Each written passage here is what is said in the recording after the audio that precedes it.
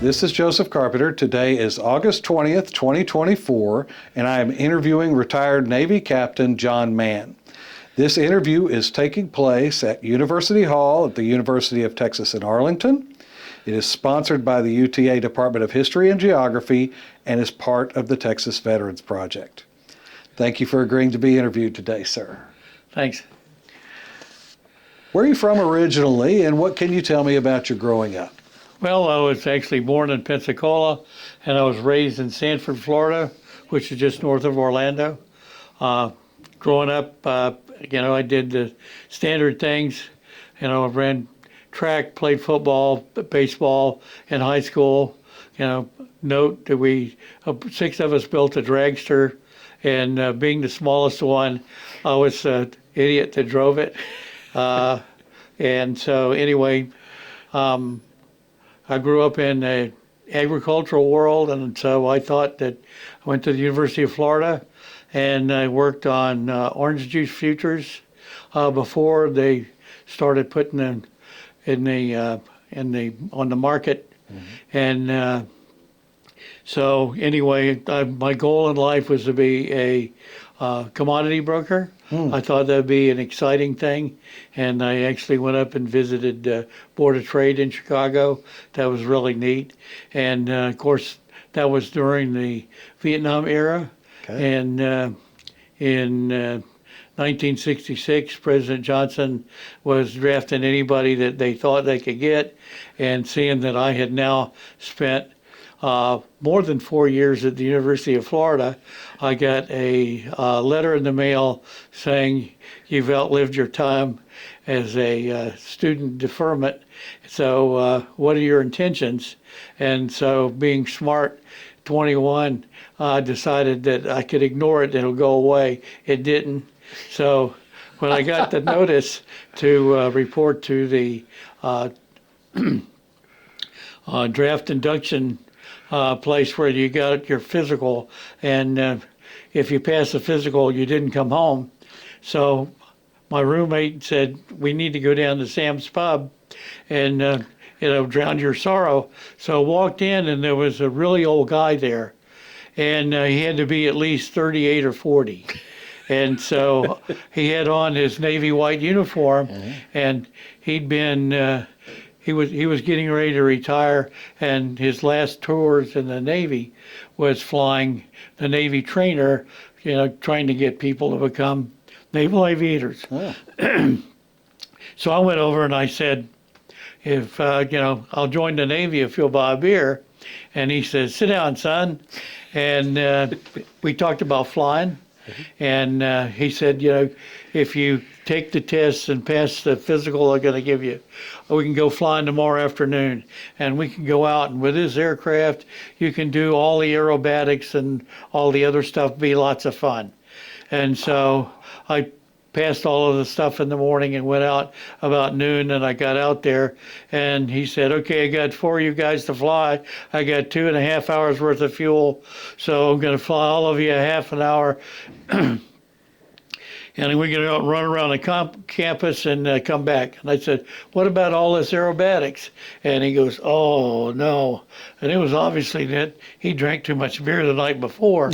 But anyway, we went out and we spent the entire 2 hours flying aerobatics, spins, loops, barrel rolls. We made gun runs on birds, out in a big field or a swamping area south of Gainesville, and I was sold. So. And it didn't make you sick? No. Wow. I just had a good time. Wow, that's great. So I was sold, and so I went and signed up, raised my hand, and joined the Navy. So what did your parents do for a living? My mother was a homemaker, and my father was the president of one of the 2 local banks in Sanford. I see. And why the Navy? Just happenstance? The Navy? Mm-hmm. Well, there was a Navy base in Sanford at the time. They flew Vigilantes, the A5 and the A3, and they did over North Vietnam, and you saw people come and go, and we had a lot of friends, high school friends that were in the Navy, or their parents were in the Navy, so we got to know them, and it was something in the back of your mind, and it always seemed like that all those guys were really enjoyed what they were doing. Mm-hmm. So when I was faced with being a trigger puller on the ground in Vietnam or flying, I Right. thought that flying would sure beat walking around. Right. So it was there, the opportunity, and I struck. Did any of your family members serve in the military? My father, during World War II, he was in a Army Reserve. They made him a captain because he was a bank, and he had a platoon. And my mother said that the two worst times of their entire marriage is when the platoon all got on the train and they left to go to New York, and they were going to leave there to go over to England, for D-Day. Right. And my father, while he was there, he had a birthday and was declared too old. And the second worst time was when he came home on the train. Wow. And Yes. so he became an air raid warden during World War Really? II. Wow. And went back to work at the bank. Yeah. Yeah. So, do you have any siblings? I have a sister, younger sister. And that's it? That's it. And so, moving back forward to when you flew with the naval officer, you were sold on it. Oh yeah, After I mean that. it was like, it was a triple E ride. It was a lot of fun. Did you graduate from college before then? I graduated from the University of Florida. Okay. What was your You had to degree? graduate in order to do it. Okay. And I had way more than enough credits, and I was involved somewhat in student politics. I see. So I went into student control and said I needed to graduate, and the delightful lady behind the desk told me I had to wait till the end of the semester, and I said, but I can't. I'm going to get drafted. I need to get my degree. And about that time, the dean of men walked out and wanted to know what I was there for. And I told him, and he says, "Oh, we can make that happen, can't we, Sadie?" And it happened right then. Wow. So, what was your degree in? I got a degree in agricultural economics, Okay. and later I got a master's in real estate management and finance. I see. Okay. What year did you graduate? 66. Tell me about the process of actually going into the Navy. Well, I was set up to go to officer candidate school in Pensacola, and so we showed up and we were there and they said be ready to work out. So I'd run a little bit of track at the University of Florida, so I started doing a lot of running and doing a lot of push-ups. Got in really good shape, and showed up in Pensacola, and I met undoubtedly the meanest man in the whole world, a Marine sergeant named Washington. He had 5 Purple Hearts, and a Navy Cross and 3 Silver Stars, and he came to about here on me, and the very first day we were all lined it up, and he as he stepped in front of you, he said, you sounded off, and so the guy next to me, he sounded off, and Sergeant Washington called him a redheaded, chicken plucker, and so I started to laugh, and so he said, so he steps in front of me, and I sounded off. He says, "You think that's funny?" And I couldn't stop laughing. So I did 25 push-ups, and then I stood up, and he said, "Do I have your attention now?" And I started laughing again, so I did another 25 push-ups, and I think I did 100 push-ups before we were done, and so at that point, I think I developed a relationship with Sergeant Washington. And there was absolutely nothing at any time, the whole time, the whole 8 weeks we were at officer candidate school, that, he could find something wrong somewhere, you have sleep in your eyes, give me 25. So, Right. and of course, it didn't help the fact that when we were in OCS,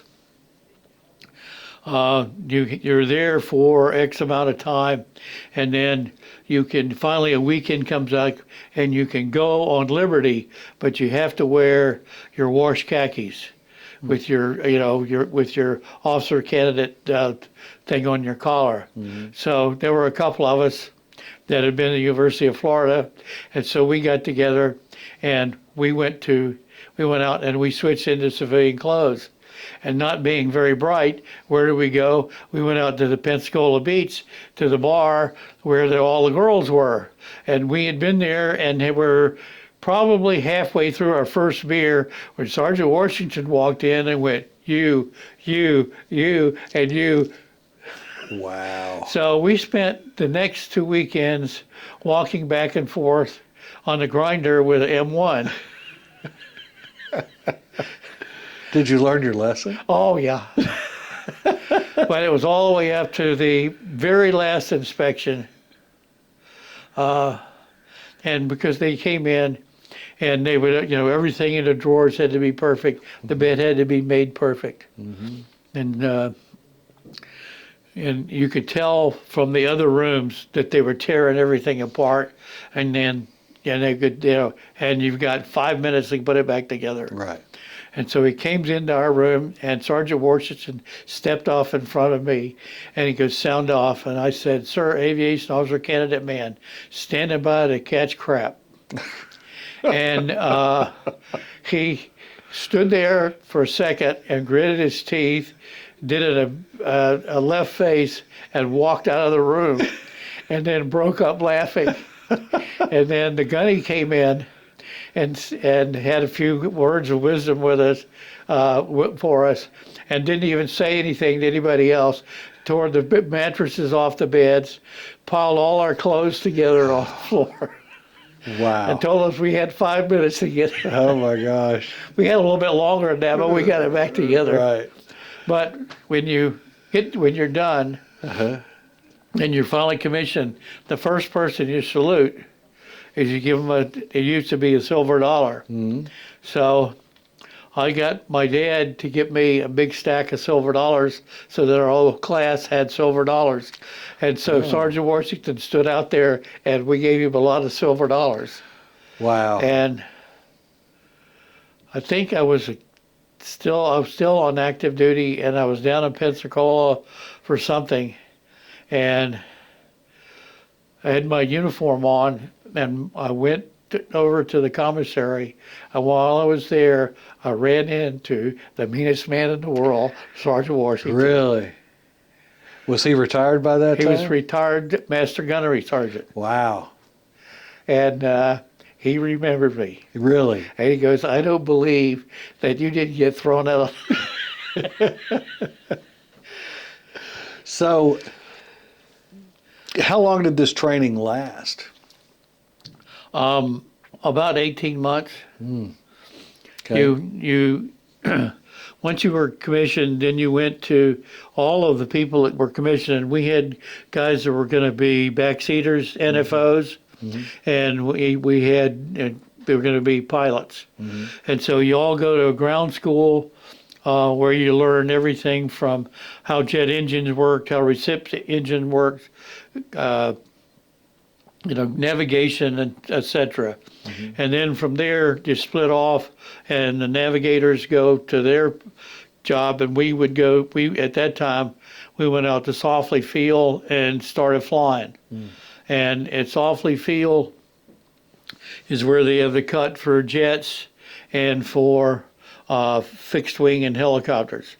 And so it's all, quote, the needs of the Navy. Yes. So the needs of the Navy 2 weeks before I finished were zero. So nobody went to Meridian to jets because they had bad weather and they had a backlog of students. Oh. And there was a lot of hue and cry because the Navy said, join the Navy and fly your own jet. And there were a lot of guys that wanted to do that. Yes. So the following third week is that they'd had good weather and now they wanted as many bodies as you could get. And I said, I want to fly helicopters. And the instructor said, are you crazy? And I said, no. I said, I know 3 people who live at a Hanoi Hilton, and that's where they're going. Wow. So anyway, I thought that would be a good idea. Mm-hmm. So from there, you transition off. The jet guys go to Meridian, and they learn how to fly the jet. They learn the tactics. They learn navigation, how to fly on the airways, etc., instrument flying. And then all the other pilots, we went through, and we flew the T-28, and we learned all the basics of flying a T-28, which is a virtual World War II fighter. Mm-hmm. And then we transitioned from there to the next squadron, where we went through the field landing carrier practice, FCLPs, mm-hmm. And so then we went out, and the Lexington had blown a boiler. Mm. So I got to land on the Randolph, and the USS Randolph was a World War II carrier, and they'd put an angled deck on it, but it still had a wooden deck.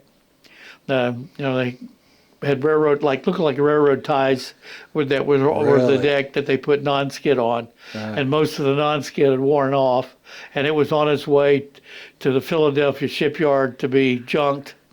So anyway, we carqualled on that. I only got six traps, 2 touch and goes on the Randolph, and then from there we went to instrument school, and we went through the entire Navy's instrument flight training, mm-hmm. And from there we went to. Then they split off again, and guys went to fly the P3s or the S2s, multi-engine, mm-hmm. Fixed-wing aircraft, right. Or you went to helicopters. And I went to helicopters and checked into Ellison, and flew there. They split our class up into 2 sections. There was they did A through M and N through Z, and I was the tail end Charlie in our section, and I ended up without an instructor.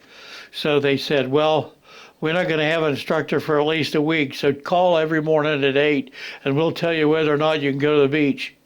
So I figured I could go to the beach, or I could go down, put my flight suit on, and walk around with the guys who had an instructor, so that I could learn what the guy was teaching them. And the instructors didn't care.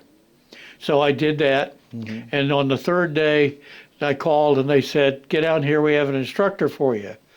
And so Dave Fresnel was a lieutenant, and he was a standardization pilot. All of the new pilots that were coming in from the fleet to be mm-hmm. instructor pilots, he took them through the syllabus, and then, and then he gave them check rides on the side.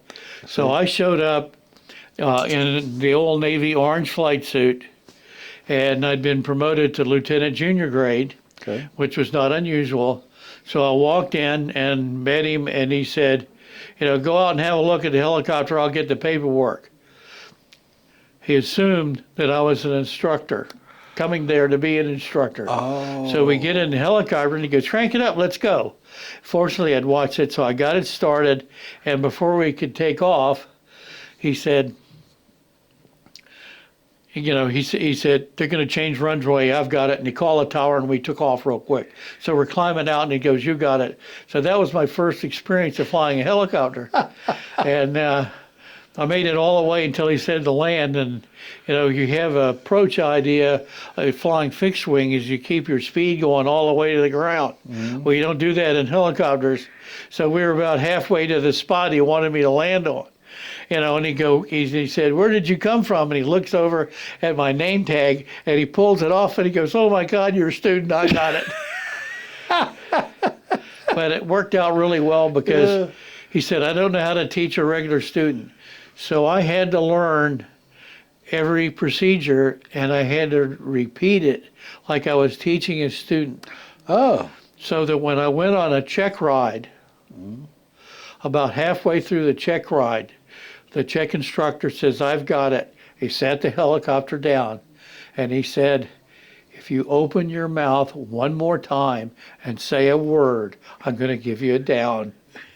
So I flew the rest of the flight and I went back and I thought that I was going to be in really a lot of trouble.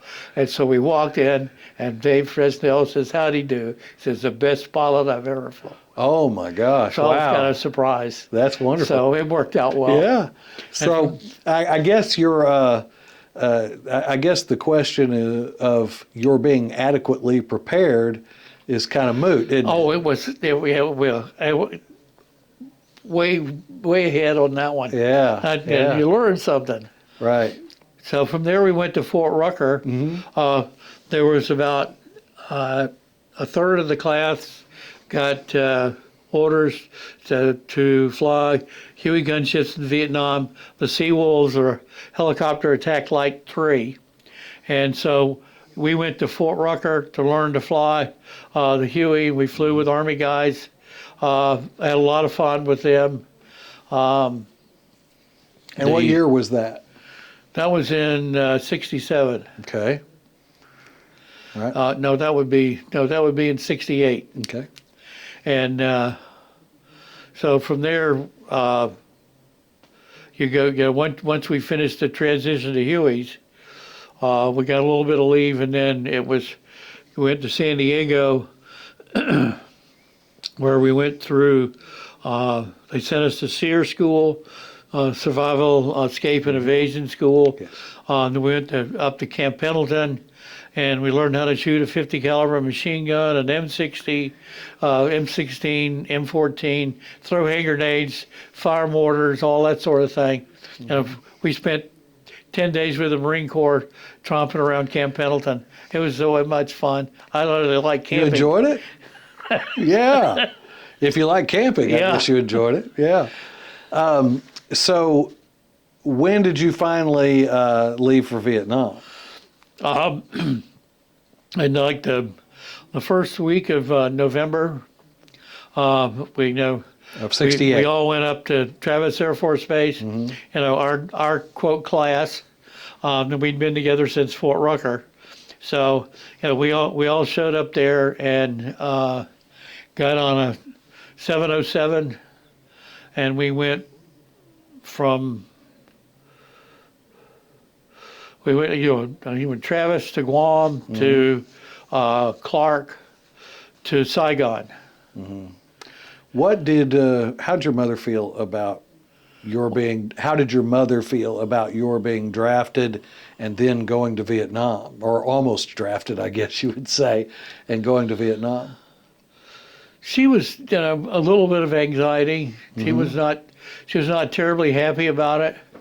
But it was like my father said, there's no choice. Right. And then you're a lot better off doing this.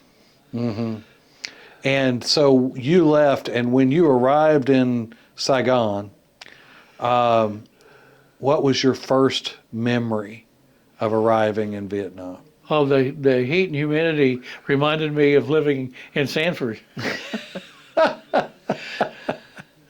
Everybody else is impressed by that, and you're not.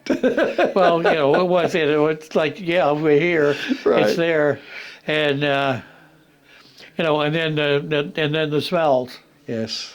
Obviously this was different, Yes. and Diesel fuel burning.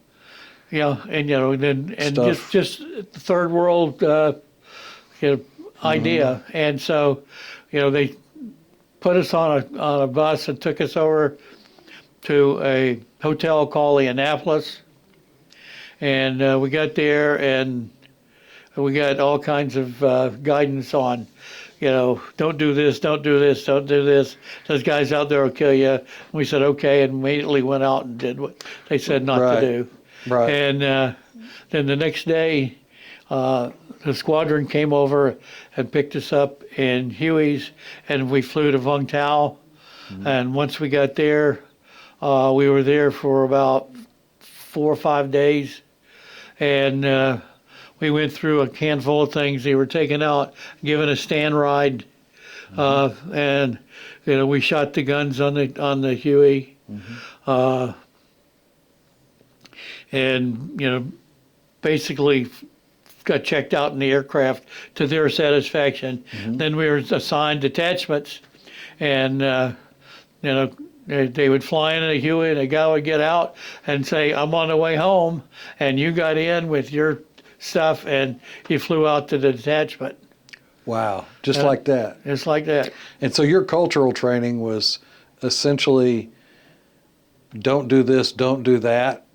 And We did get, we got a handbook on Vietnam, and phrases, etc., to say and talk about. And other than that, there was, not a whole lot. A lot of, what to be aware of. do you remember any of those phrases?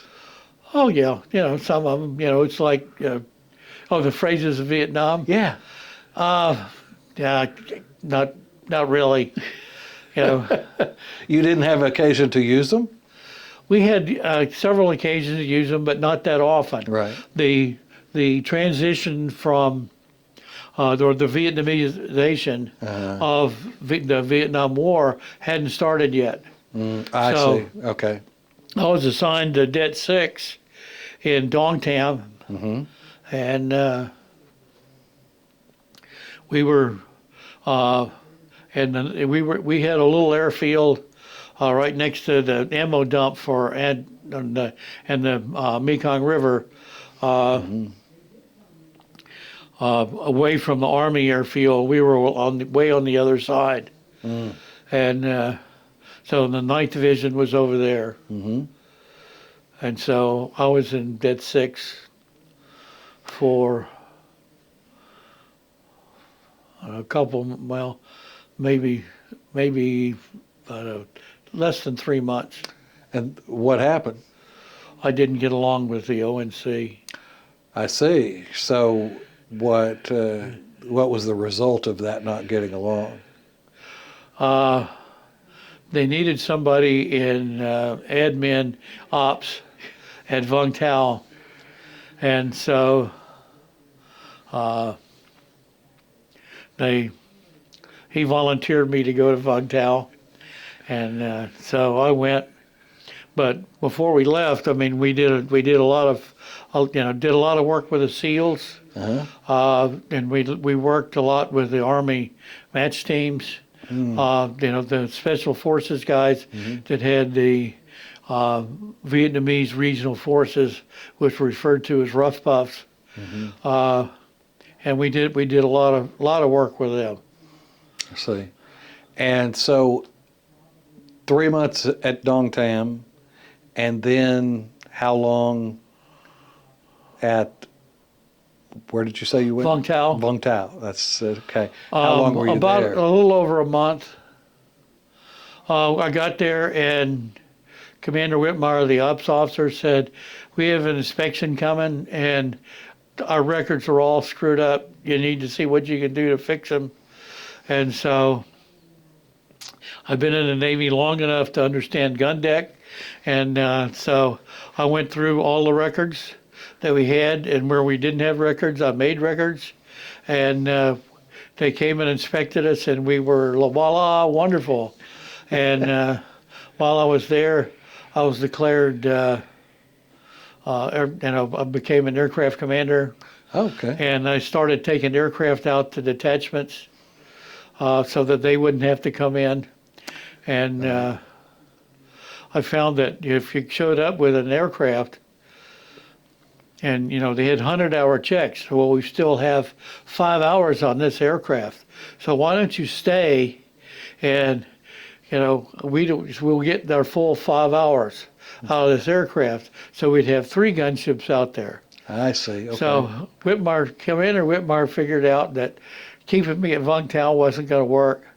And in the meantime, I didn't get along with the CO of the squadron. It was a couple of minor things. He had a ski boat was his, was the captain's gig, and we could tell that it was never used. So there was a handful of us, the intel officer, the legal officer, and I, and those 2 guys were permanent there. Decided that we could go and clip the padlock on the chain and take the boat water skiing. So we did it for 2 weekends in a row. And then after the 3rd weekend, he came to use the boat and it was gone.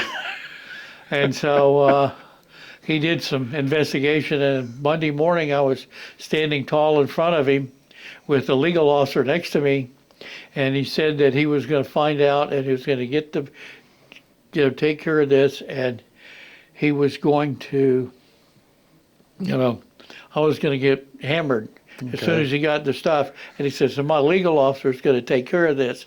And obviously the legal officer wasn't going to do squat because we were in it together. Oh. So anyway, that was the kind of the first incident. And then the whole detachment from Det 6 came in, and you get to know the door gunners really well, and I got along with them. And so I took the door gunners, and we all went to the EM club, and we drank more than we should have. And so when we were leaving, one of the door gunners made some remark to the guy at the gate, and so he made some comment about the Navy. And in the ensuing fight, we lost, and so I convinced this Army major to keep me and let the other guys go. Oh, wow. And so I ended up in downtown Vungtau in a Connex box that they'd made into a jail. And I guess I was there for about a half an hour, and the squadron exec shows up, and he says, you've got that SOB in there, and he says his Navy career's over. Let me have him. The Navy's going to take care of it. We can't have that sort of thing going along. And so he gets me, and he grabs me by the arm, and he jerks me, and we walk out of the place, and he says, you okay to drive? And I said, oh, yes, sir. He says, good. The Army Jeep parked in front of me isn't locked. We're taking it. So the next morning, Howell 3 had a new Jeep that was all painted up in Navy colors. And nothing was ever said about going down to the Connex box and So along about that time, they needed a pilot in Det 2 in Nabe, so I went out to Det 2. And that was I was a new aircraft commander, and while I was there, I made fire team leader, so we didn't have to fly trail ship, and we did a lot there, and it was at the tip of the Longtown shipping channel, where the water came in, or where you came in to offload in Saigon. And their job was protecting that. Plus, there was a lot of bad guys in the areas. We worked with the Hung Warriors, the Phoenix program, and the Australians. And did a lot of flying there. And mostly. We would be airborne when, an ammunition ship or something else was coming in that they were concerned about it being attacked. But while I was there wasn't anything attacked. But I was there until May. On Buddha's birthday, There was a stand down in Vietnam, and sea wolves never stood down. We were always ready to scramble. Okay. And there was Army match team up in the vicinity of Long Bend, north of us, out of our area. And there were 3 Americans, 2 were wounded. About 8 of the rough puffs had been killed. There was another, I don't know, 10 or 12 or more that were wounded. And they were screaming for air support. They were trapped. There was a structure with a red roof up on a hill, and they had machine guns up there, and they were worried. They were trapped to the point that they were going to get flanked. So we ended up getting scrambled. And so we're on the way there, and the guy on the Fox mic is talking to us. He goes, "You need to take out the structure with the red roof." And immediately the Army came up and said, "Do not let the helicopters shoot the structure with the red roof." And, you know, they said it again and again, "Don't do it." And the guy goes, "You got to take it out." And next thing I knew is that the Nabe's call sign was Moon River. And so Moon River calls me and said, "Seawolf 20, it's Moon River. Do not shoot the structure with the red roof." And I go, "Roger." And then, you know, there's some more, and the guy on the ground screaming, "Shoot the structure." So we're taking fire from there. So anyway, we're approaching it, and a new voice comes on. It says, "Seawolf 20, this is Moon River Actual. Do not shoot the structure with a red roof." And by that time, we could see it, and we could see that they were shooting at the guys down here, because you could see the tracers going. So I keyed the mic to the door gunners, "Open up." And they said, "At what?" I said, "Shoot."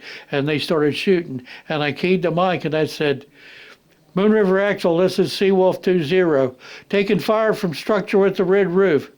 Seawolf 20, all rockets, structure with the red roof, break left." And we leveled it. Why did they not want you to take it It out? was a Buddhist temple Oh, I see. on Buddha's birthday. Oh, of course. Okay. Okay, fast forward 15 years on the naval attaché in Manila, and happened to be down at Cebu. I had the King Air, and we fly all over. And I took the deputy chief of mission, and we were down there meeting with the consulate chief in Cebu. And after everything was over, and we're sitting around having a drink, and these 2 guys are talking about with their time in Vietnam and what was the worst thing that they had to do while they were there. And the deputy chief of mission says, "The worst thing that happened is some idiot took out a Buddhist temple on Buddha's birthday." He said, "It took me 6 weeks of paperwork before we ever got the whole thing all resolved." And I said, "Hey, Ken." He goes, "What?" I said, "That was in May of 68. And he goes, "Yeah, how do you know?" I said, "And we came out of Nabe." He goes, "Yeah, it was a Seawolves." I said, "Yeah, I was me." But anyway, it's a small world, right? I brought back one of the Americans who'd been shot in the shoulder, and about 8 Vietnamese. We stacked them in like cordwood, and we were so heavy forward that I had to make a run on landing. I couldn't hover. Right. And anyway, Moon River Actual came over to make a big deal out of it, and this was frightening. The Army captain pulled out his .45 and pointed it at him and said, "He just saved my life. You'd best get the hell out of here." Wow. And they created a new detachment, Det 8. So for the next 7 months in country, I went to Det 8. I see. Okay. All right. So how long was your tour in total? Was it a full year? A year. Okay. Actually, a little over a year. And did you have any other duties besides flying? Oh, you had, you had some little minor duties, but not much. And Dead 8, they initially sent us out to Tay Ninh, which is in the Parrot Speak, and we got rocketed a lot. Actually, we had a B-52 strike that was so close that at 2 o'clock in the morning, it almost literally knocked you out of bed. Wow. 2 o'clock in the morning? My goodness. But we flew mostly at night. That was when Admiral Zumwalt's giant slingshot had gone all the way to the border. And our job with the Seawolves is that we flew support for the riverine forces, the PBR drivers, and for the Navy SEALs. And they were up there and they were working, and we had lots of action. Yeah. Did you lose anyone close to you? Yeah. Ed Pulowski was a really good friend. We were in flight school together, and we both went to Jacksonville in what they call a hot shot program. Right after you get your wings, and before you start the next transition, they got to stick you somewhere. So they sent us, and we went recruiting. So I got to go recruit at the University of Florida, University of Miami, the Florida State. Throw me in the briar patch. Right. You sit out there with your uniform on, and you look all pretty. Yes. And spent a lot of time talking to the girls. Did anybody harass you? Not then. I mean, that was it. We were actually down in Jacksonville. No, we were in Miami during the Democratic convention when all the riots were going on. Oh, wow. And we had a okay. lot of people come over and talk to us about the riots in Vietnam and whatever else. And why are you here? They said so we wouldn't get drafted. That was the perfect answer. Right. So this friend of yours that you lost, how was he killed? Took a couple 50 cal rounds in the chest. And he was also a pilot? He was a pilot. He was he and Dick Barr, and I knew Dick Barr in flight school. We're still good friends. They were in Ha Tien, which is probably the easternmost part or the westernmost part of South Vietnam, and it's right on the Cambodian border. And they were out doing a recon with the SEALs, and they had a SEAL on board. And they flew into an ambush. They had a triangulated 50 cals, and they shot him down. Ed was killed. One of the door gunners was killed. Dick was all messed up. The other door gunner was all broken up, and the R.J. Thomas, the SEAL, the only weapon that they had functionally at the time was the .45. And at 50 yards or more, he killed like 32 Viet Cong that tried to get to him. And Dick was laying there, and his legs were all messed up, and all he was doing was RJ kept saying, put more, load another clip. Wow. And RJ is a fantastic shot, to say the least. I mean, there's a whole bunch of us that, starting in about 2000, started hunting up in Gregory, South Dakota, and we'd all been in Vietnam and other squadrons together. And so RJ was one of the guys that came hunting with us. Yeah. So we, and it's like, RJ's a really good shot, to put it that way. How did losing this friend affect you and your outlook of the war on the war? At the time, you started to figure. We by this time of my class and the class behind me and the class in front of me, we'd lost like 10 guys. And you figured, it's a matter of time before they get me, so I'm going to get as many as them Right. before they get me. And and it's like, and it was it was a challenge in a lot of ways. Every time the SEALs went on an op in your area, they would call you for cover. And usually they would say, we're extracting, come in and shoot up the area behind us, whether there was really anything there or not. And you have some of the humorous things is, they're right on top of us. You got to come in quick. And you're looking at, he said, we're in the dike line of hooches. And there's a dike line that goes for, look like a mile. And they're all hooches all along the side of them. And they say, shoot the hooch to the north of us. So, well, which hooch are you in? Stand by. You see the one that's on fire? Yeah, shoot the one just north of it. And Wow.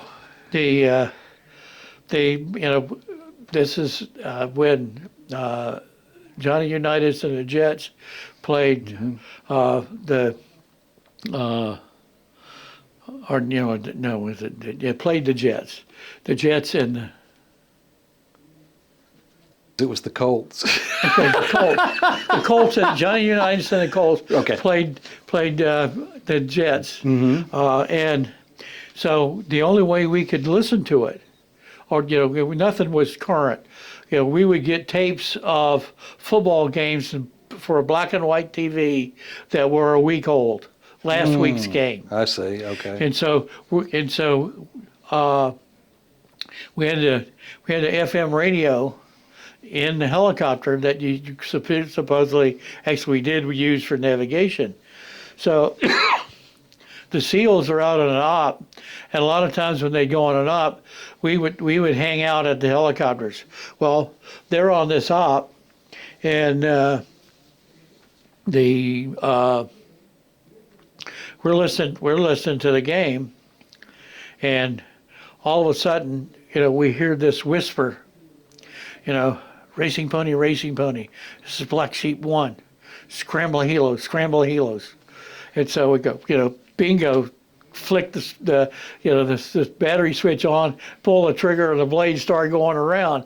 And so we were halfway to them when Racing Pony, called scramble of seawolves. And so we're airborne, we're there. And so I was the lead ship co-pilot. Okay. And so, the pilot, who was an interesting guy, he was a Cuban and had trained by the United States Navy and flew in the Bay of Pigs. Oh, wow.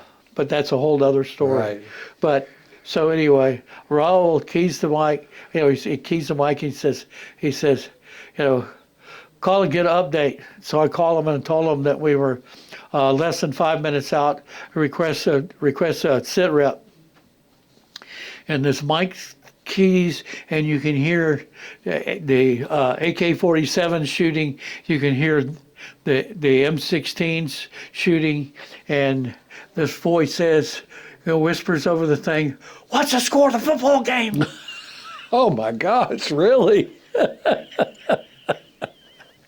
So anyway, Wow. It turned out that the SEALs had gone in to snatch some guys, and there was a battalion of North Vietnamese that moved into the area. And so they did their snatching, and then they pulled out, and we covered them coming out, and then we called in the Air Force F-100s, and love the smell of napalm in the morning. Right. And they put napalm all over these guys. So, yeah, but that's just typical of working with the SEALs. Right. Wow. Were you married or in a relationship during this time? Um, there was a girl that I had met in college, and we were going to get married, and then decided not to get married uh, until I got back from Vietnam.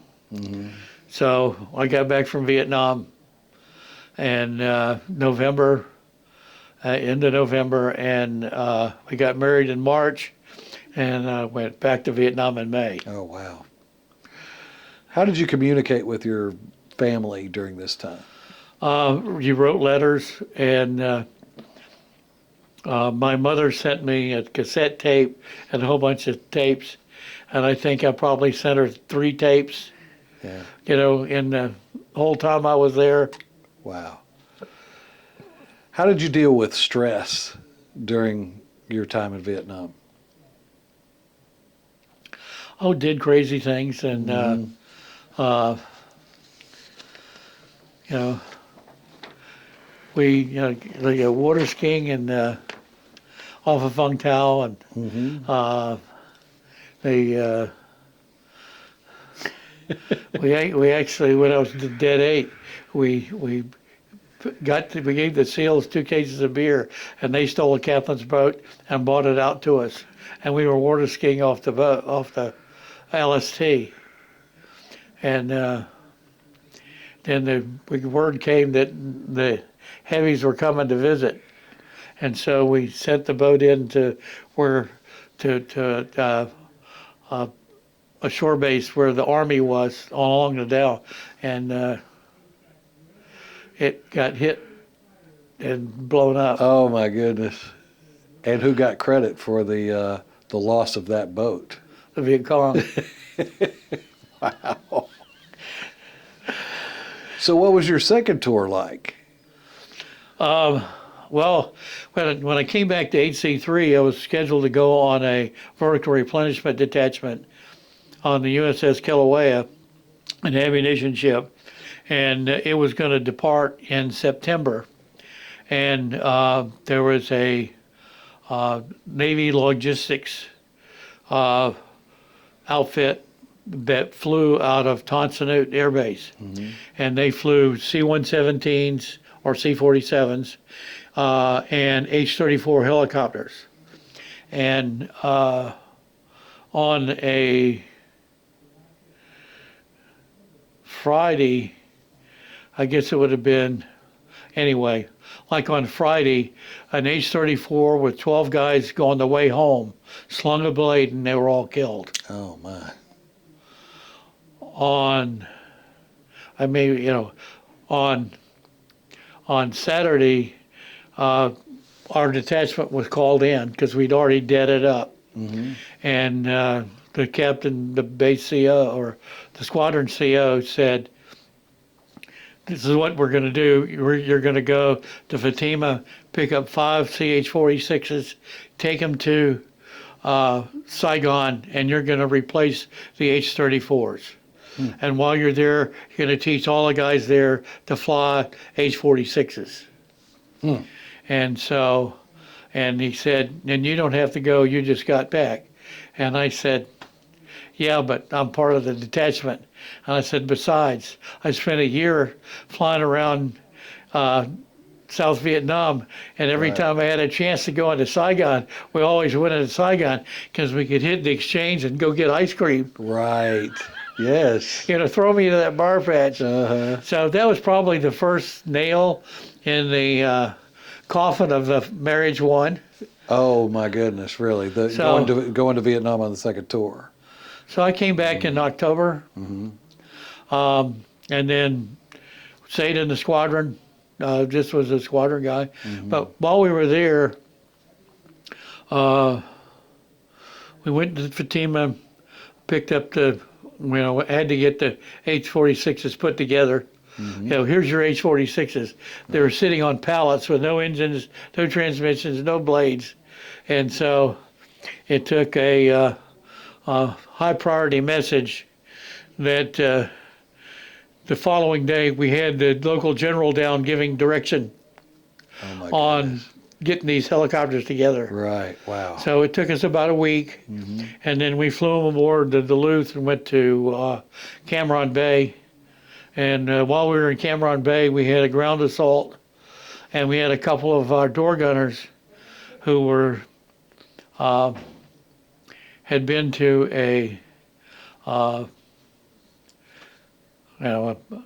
a show Okay. that they had, and then having had more than enough to drink, decided to go sleep in the helicopters.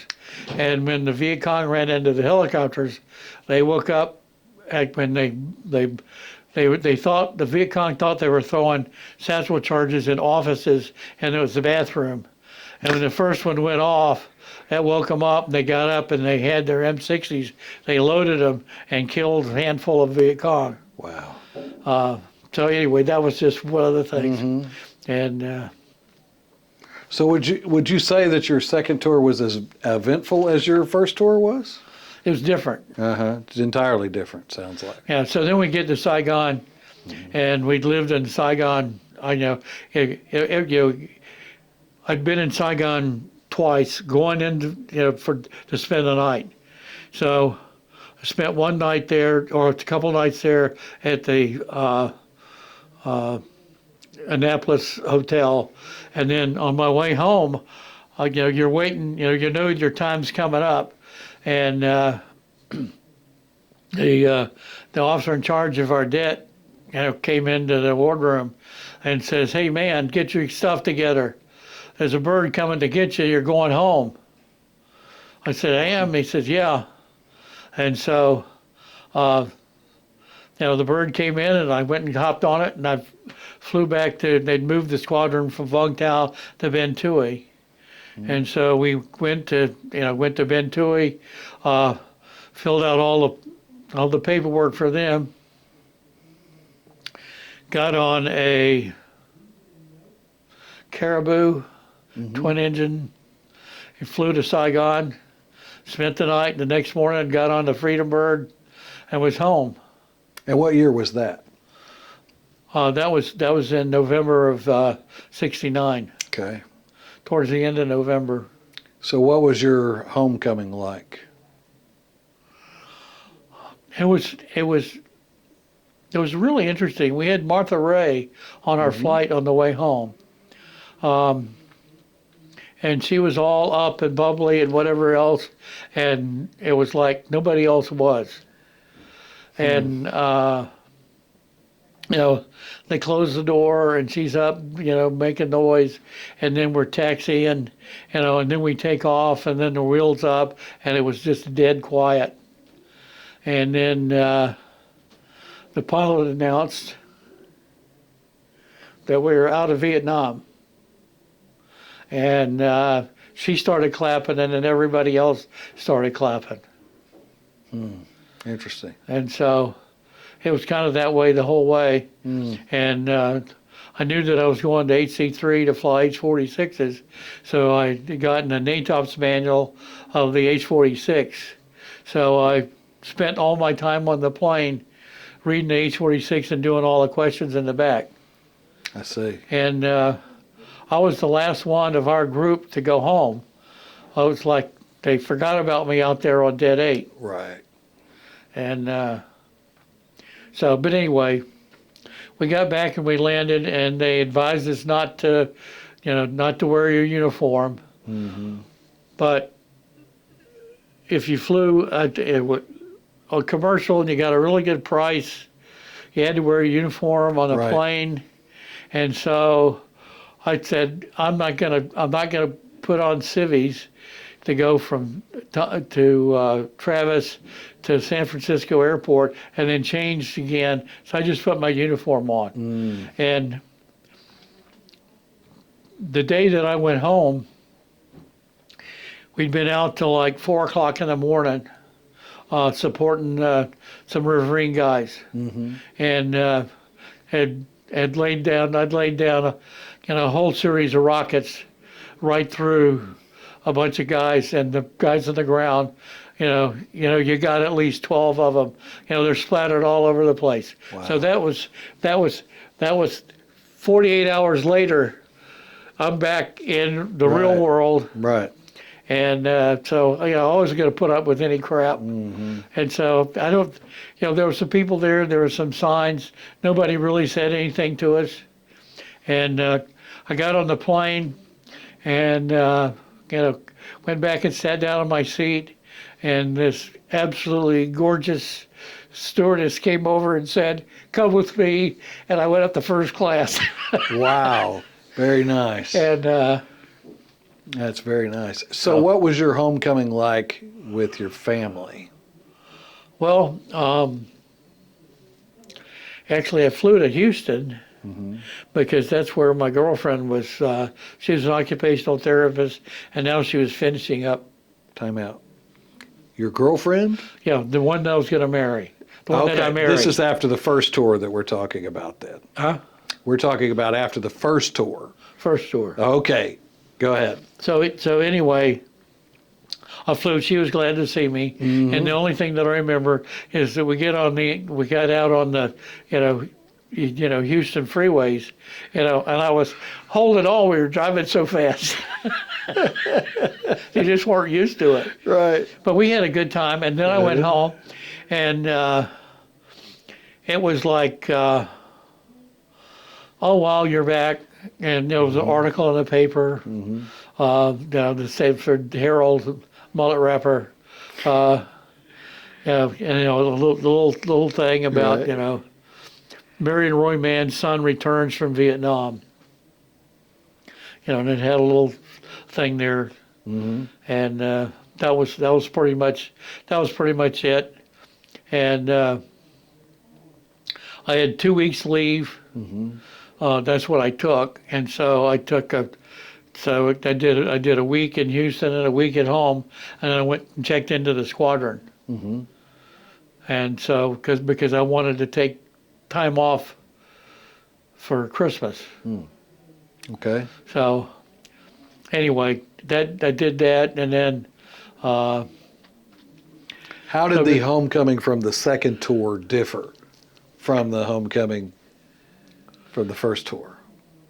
well, the second tour, when I came back the second time, now my wife instead of my girlfriend, and then the detachment of the guys that went over, Mike Riss and Jinx and Ed and Frito and their wives and kids, they were all there. When I walked off the plane, yay, you're finally home. Oh, okay.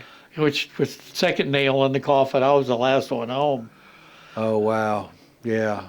Yeah. So, what was your rank when you left Vietnam? Lieutenant junior grade. Okay. That the Like first a time? second lieutenant. Okay, and the second time? I was lieutenant. Okay. I made lieutenant right before I went over there. And when did you decide to make the Navy a career?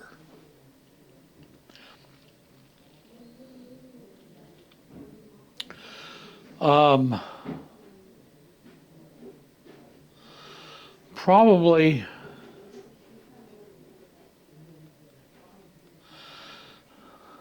I think it was after my second tour. A couple things.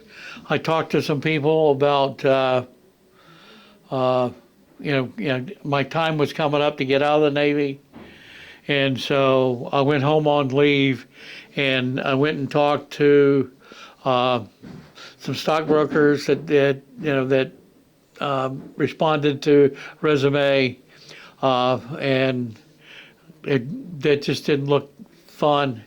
And A.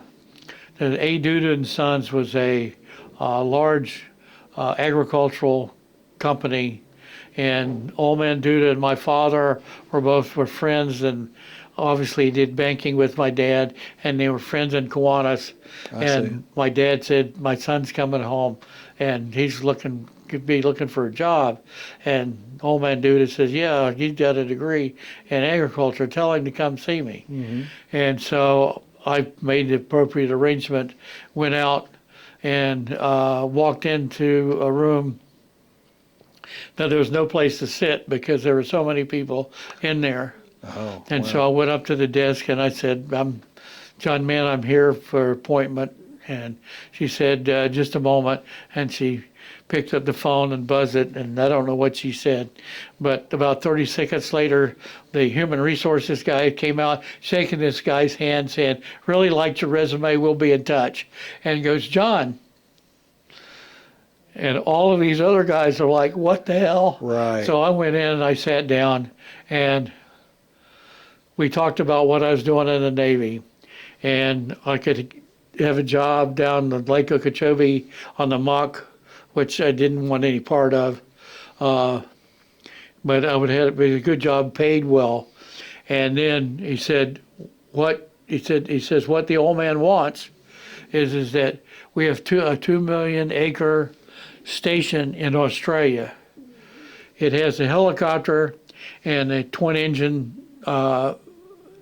aircraft, King Air.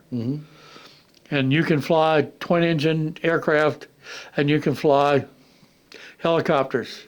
And he's going to pay you this amount of money, and you go down there and you'll be the assistant manager for 6 months, and then you'll take over and you can be there for as long as you want to. And I thought, boy, that sounds like a good idea. And I went home and said, this is what our opportunity is. And I was told that I could go, but she wasn't coming. Oh, wow. There's no way I'm going to go live,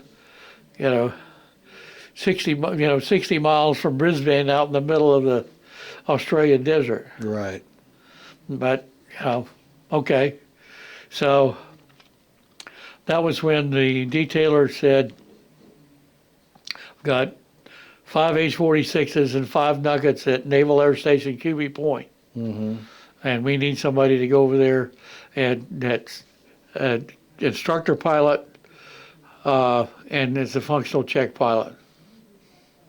And the best part about being in Air COFAT, was what the name of the outfit we were in, is that COFAT? Air COFAT. We were in the COFAT hangar. Okay. And so we put up a sign that said Air COFAT. Okay. So we were right next to Air America. I see. Okay. So there's a lot of stories in that. I But imagine. anyway, some of the interesting things is that you had when you got to Vietnam, they gave you a ration card. You could buy so many cartons of cigarettes and so much booze, and you took these guys out to detachment, and there's no place to spend your money. At any of these places, whether you were a PBR driver, a SEAL, or a Sea Wolf, Uh-huh. there was no place to spend it. And so so that was one of the things. And so we get these guys say, let me have your ration card, and I'll get all the cigarettes. And what booze do you drink? Okay, and we'll get you some booze. And the guy wants 2 bottles of scotch. So he's been there for 3 months or 4 months.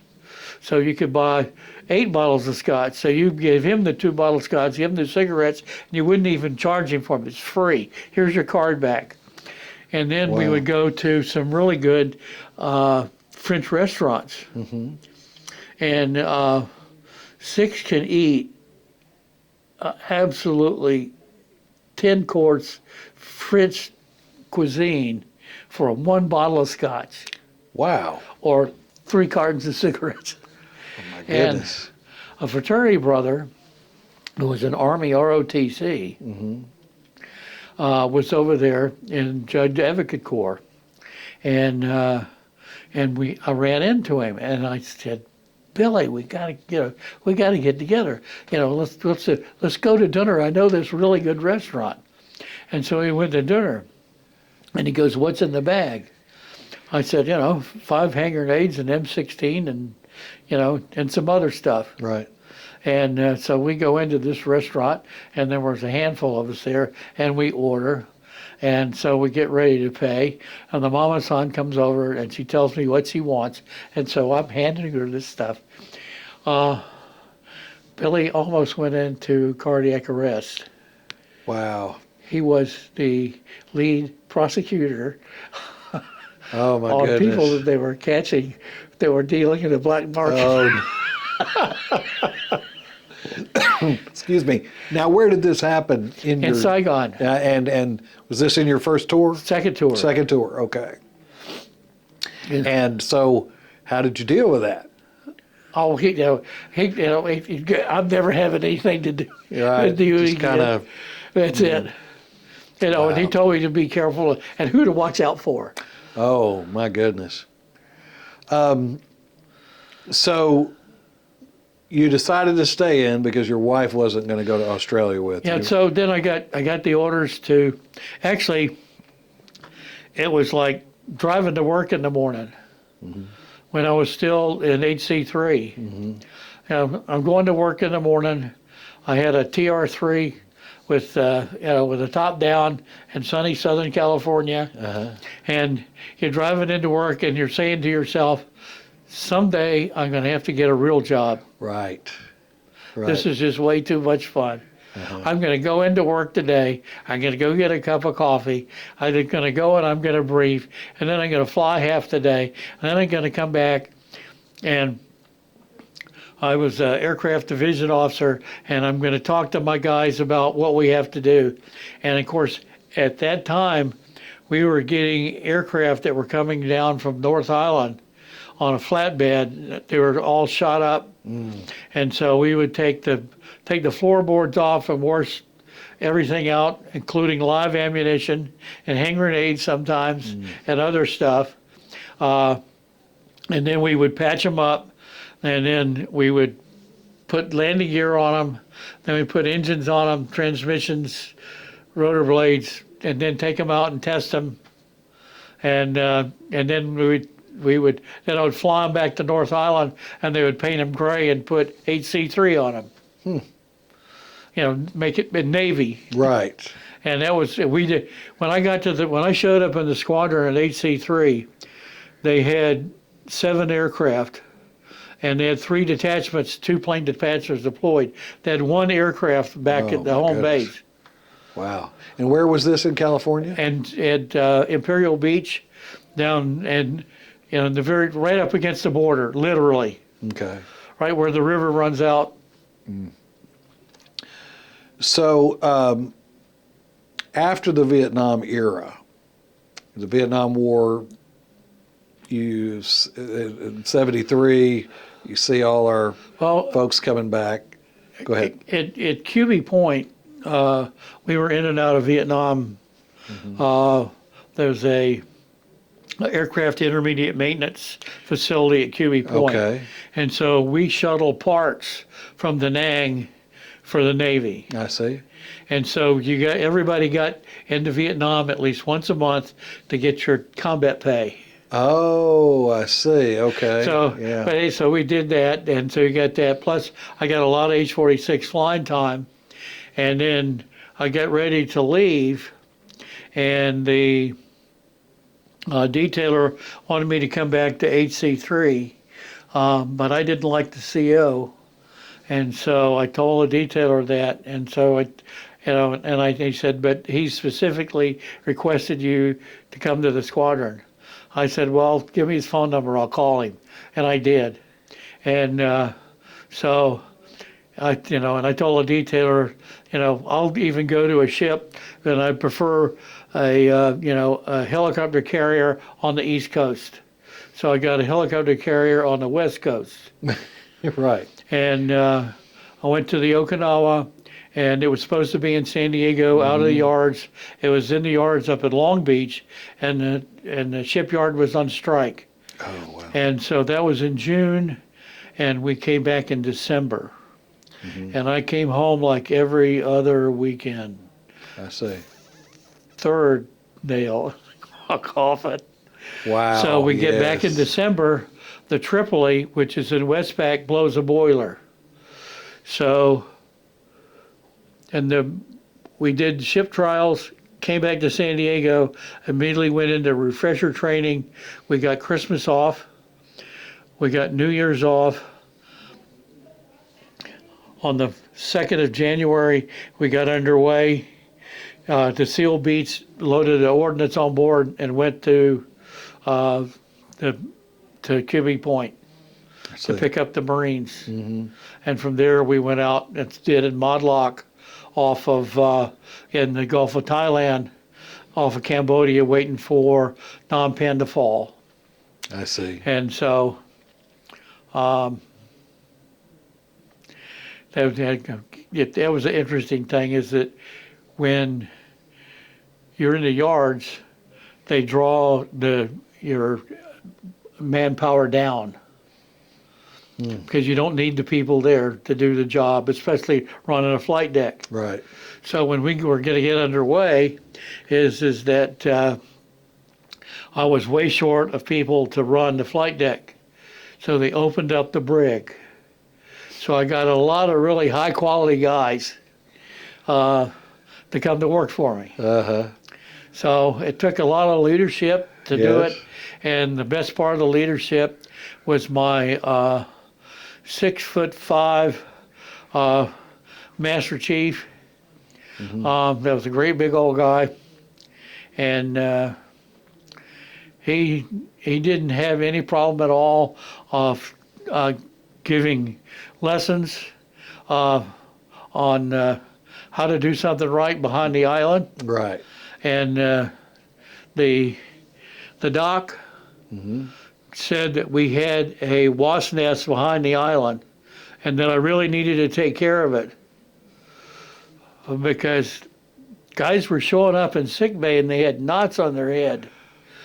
Oh, I see. See. And It's a pretty mean wasp. yeah, but the deal they made, they had 5 guys with bad conduct discharges. Oh, wow.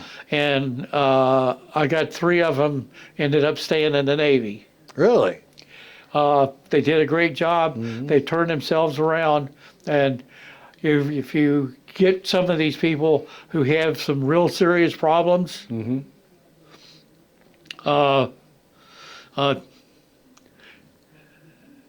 Dad just did something in jail and got another 8 years added to his sentence. And Mother's been arrested for prostitution one more time. And don't ever contact us when you get out of the Navy. Right. And I went up and sat in the nets in the bow to keep him from jumping over the side. Oh, my goodness. But it took a lot of work and whatever else. Don't know what happened afterwards. But he made it. He worked well enough that we did the paperwork and whatever else, and he was allowed to stay in the Navy. So wow. and the other guys had similar problems, more aligned with alcohol. I see. And so that fun things that you get to do is that on the way across, when we went nonstop from the West Coast to the Philippines, and there was some parts that we didn't have that hadn't been provided to us from the shipyard, that we were able to arrange to be flown to Midway. I see. So when we went by Midway, the assistant air boss and I took an H-46 and we flew into Midway and picked up the parts and brought them back. But the fun part was we had the helicopter put up on the bow. And so when we got ready to go, we timed it so that the watch change was there. So all the surface warfare guys, the black shoes as we refer to them, the non-aviators, were on the bridge. So we're up there and we walk out and walk into the back of the helicopter in shorts and carrying golf clubs. And of course we closed it up, put on our flight suits. We flew into Midway, picked up the parts, and then flew back out to the ship as the ship transited. So when we landed, we came back at the dog watch in the afternoon. So that, again, we have another 4 different surface warfare guys up there. We come in, we land up on the bow, and we walk off the helicopter carrying our golf clubs. And we got the XO to come and talk to us about, he thought he was an aviator. He thought it was really funny, Right. but apparently we really spun up. Yeah, I can imagine.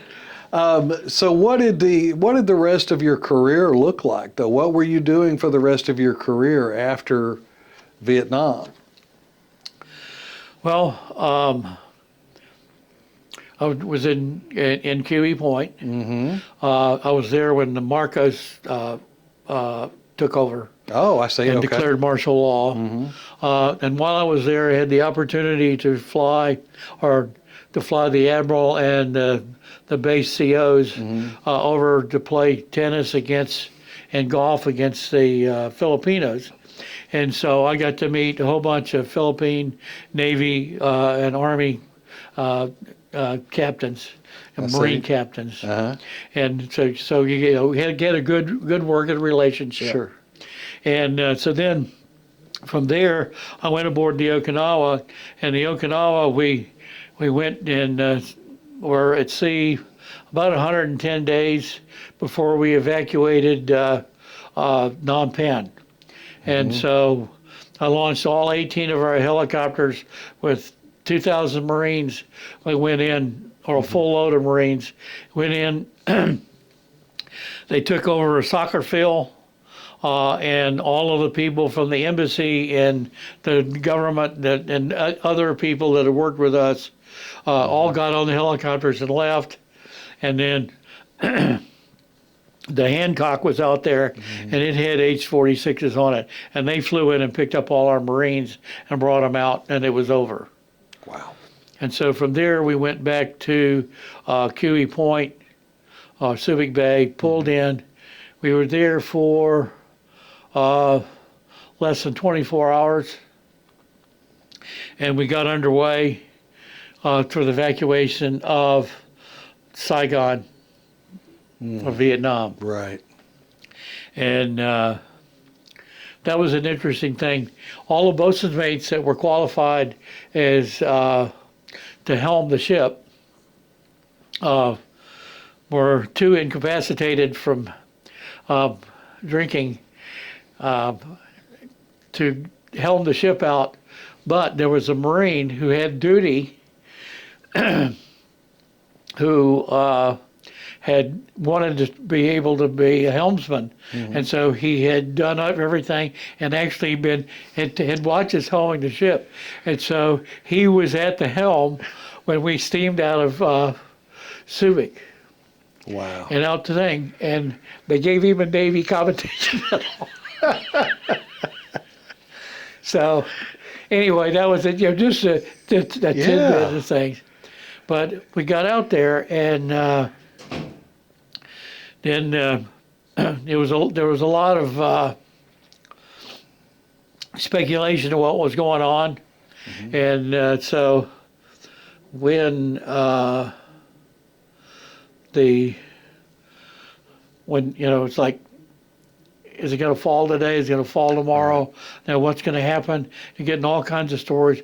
We had 2 aircraft carriers out there that were the Enterprise, and I can't remember the other one.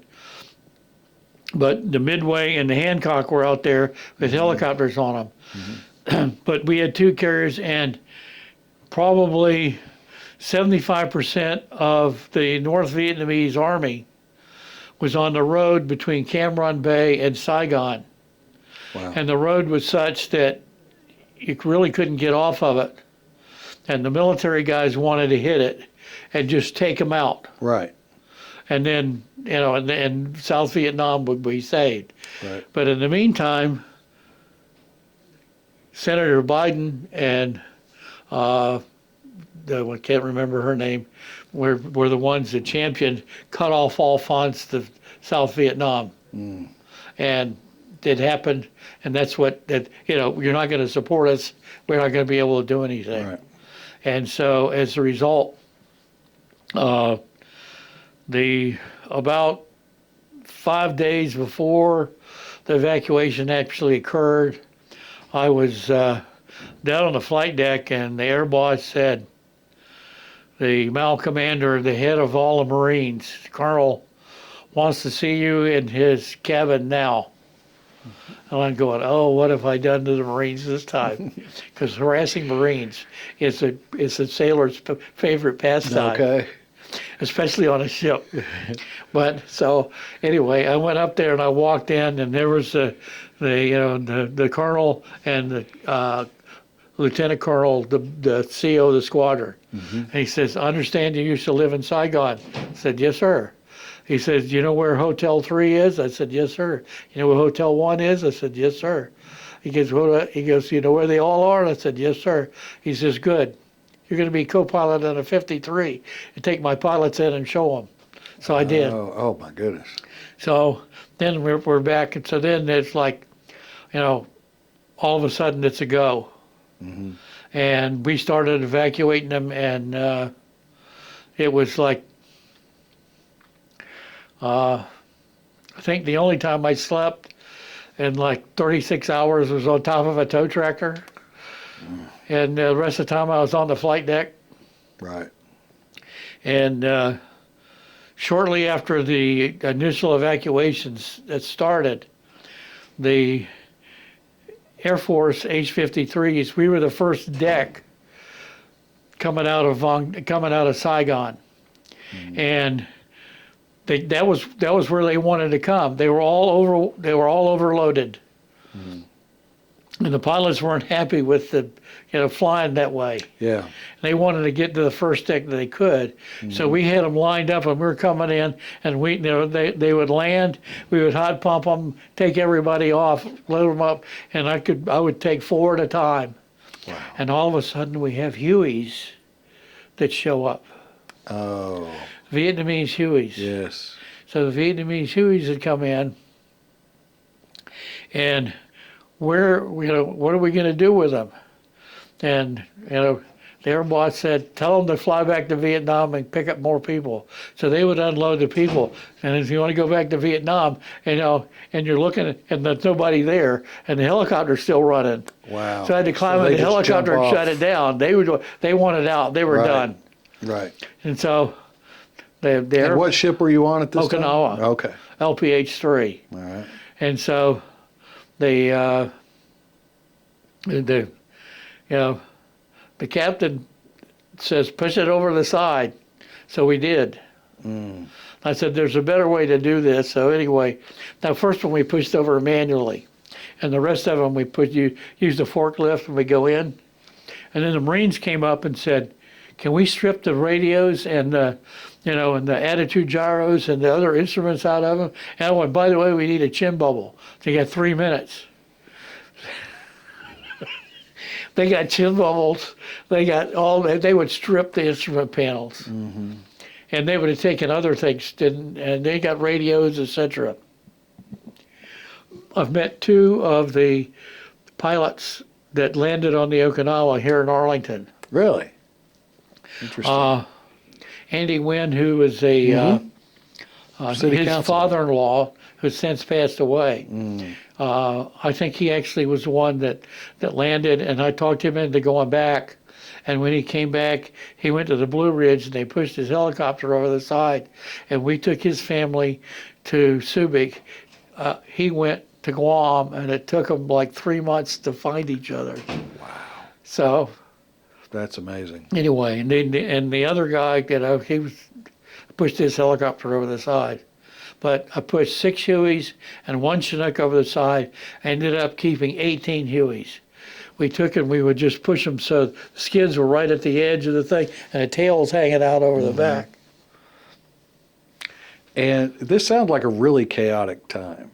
Oh, it was really, really interesting, and we had H-46s and H-53s and Cobras. We lost 1 Cobra who ran out of gas because the destroyer had a Vietnamese Huey on the back that they wouldn't push over the side.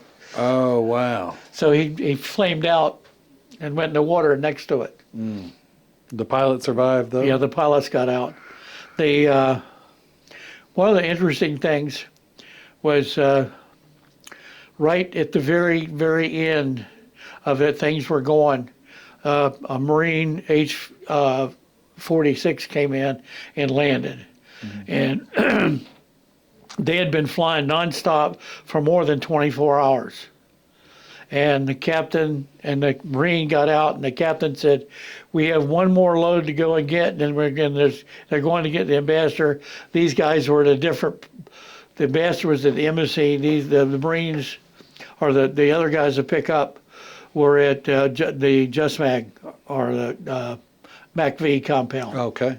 And so the Marine gets out, and the captain says over the 5MC, "We have one more, we have four more people to pick up. We need you to go into the MACV compound right now." And we were already in the process of refueling him. And the captain stands out there like this, and he shakes his head. And the captain says, "They're Marines." He turned around and walked back. They all got the helicopter, went back and got him. Oh my goodness. Wow. So how did you feel about the end of the war and the way that the war ended? I was angry towards Ford, the government, the way that they handled it. Bella Abzug was the one that cut off the funding, and we were getting the teletype at that time for newscasts, and the teletype comes out as that funding had been cut off for both Cambodia and for Vietnam, and within 24 hours, Cambodia fell. The government says, "If we can't get the funding to fight it, let's get out while the getting's good." Right. And they got out. So what then caused you to? I mean, you see this, and you're angry about it, and you're angry about how the government has handled it. Why did you continue in the Navy then? Well, I don't know. It was a chaotic time for the Navy. Yes. It was also a chaotic time for me personally. Okay. So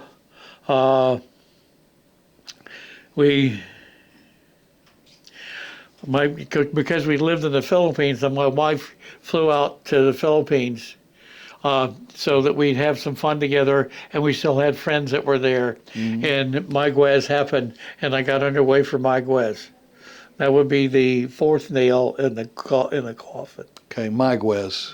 Yeah, remember it was a cargo ship that the rebels from Cambodia took over. Okay.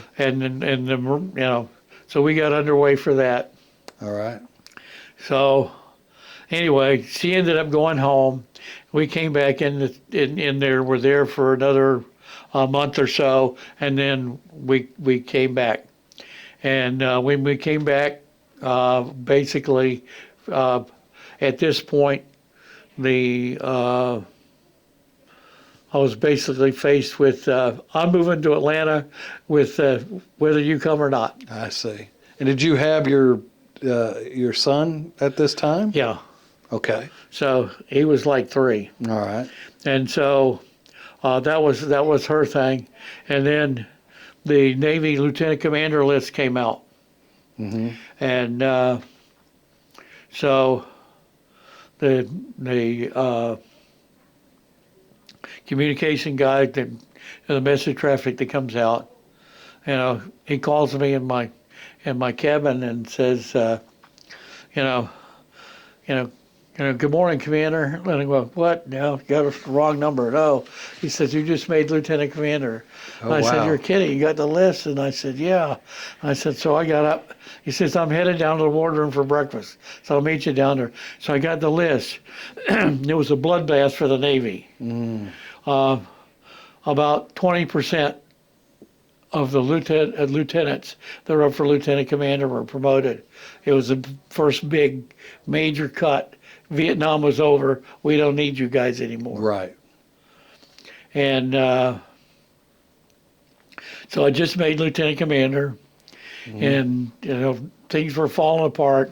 Right. And my wife moved into an apartment, and filed for a divorce, and we agreed on joint custody. And she didn't move to Atlanta yet, but but anyway, when I went to a squadron debate, and I was a safety officer. Mm-hmm. And that was a good deal because we went in, and the guy that had been the safety officer before hadn't done much. So we had the CNO Safety Award coming up. So I started getting all kinds of stuff together because you have to put together a package. And like most squadrons, the wing says, "We need your package." And so they run around to put it together. Well, I had 6 months to put it together. I see. So most people send in a thing about this high. I had a thing about like this. Oh my goodness.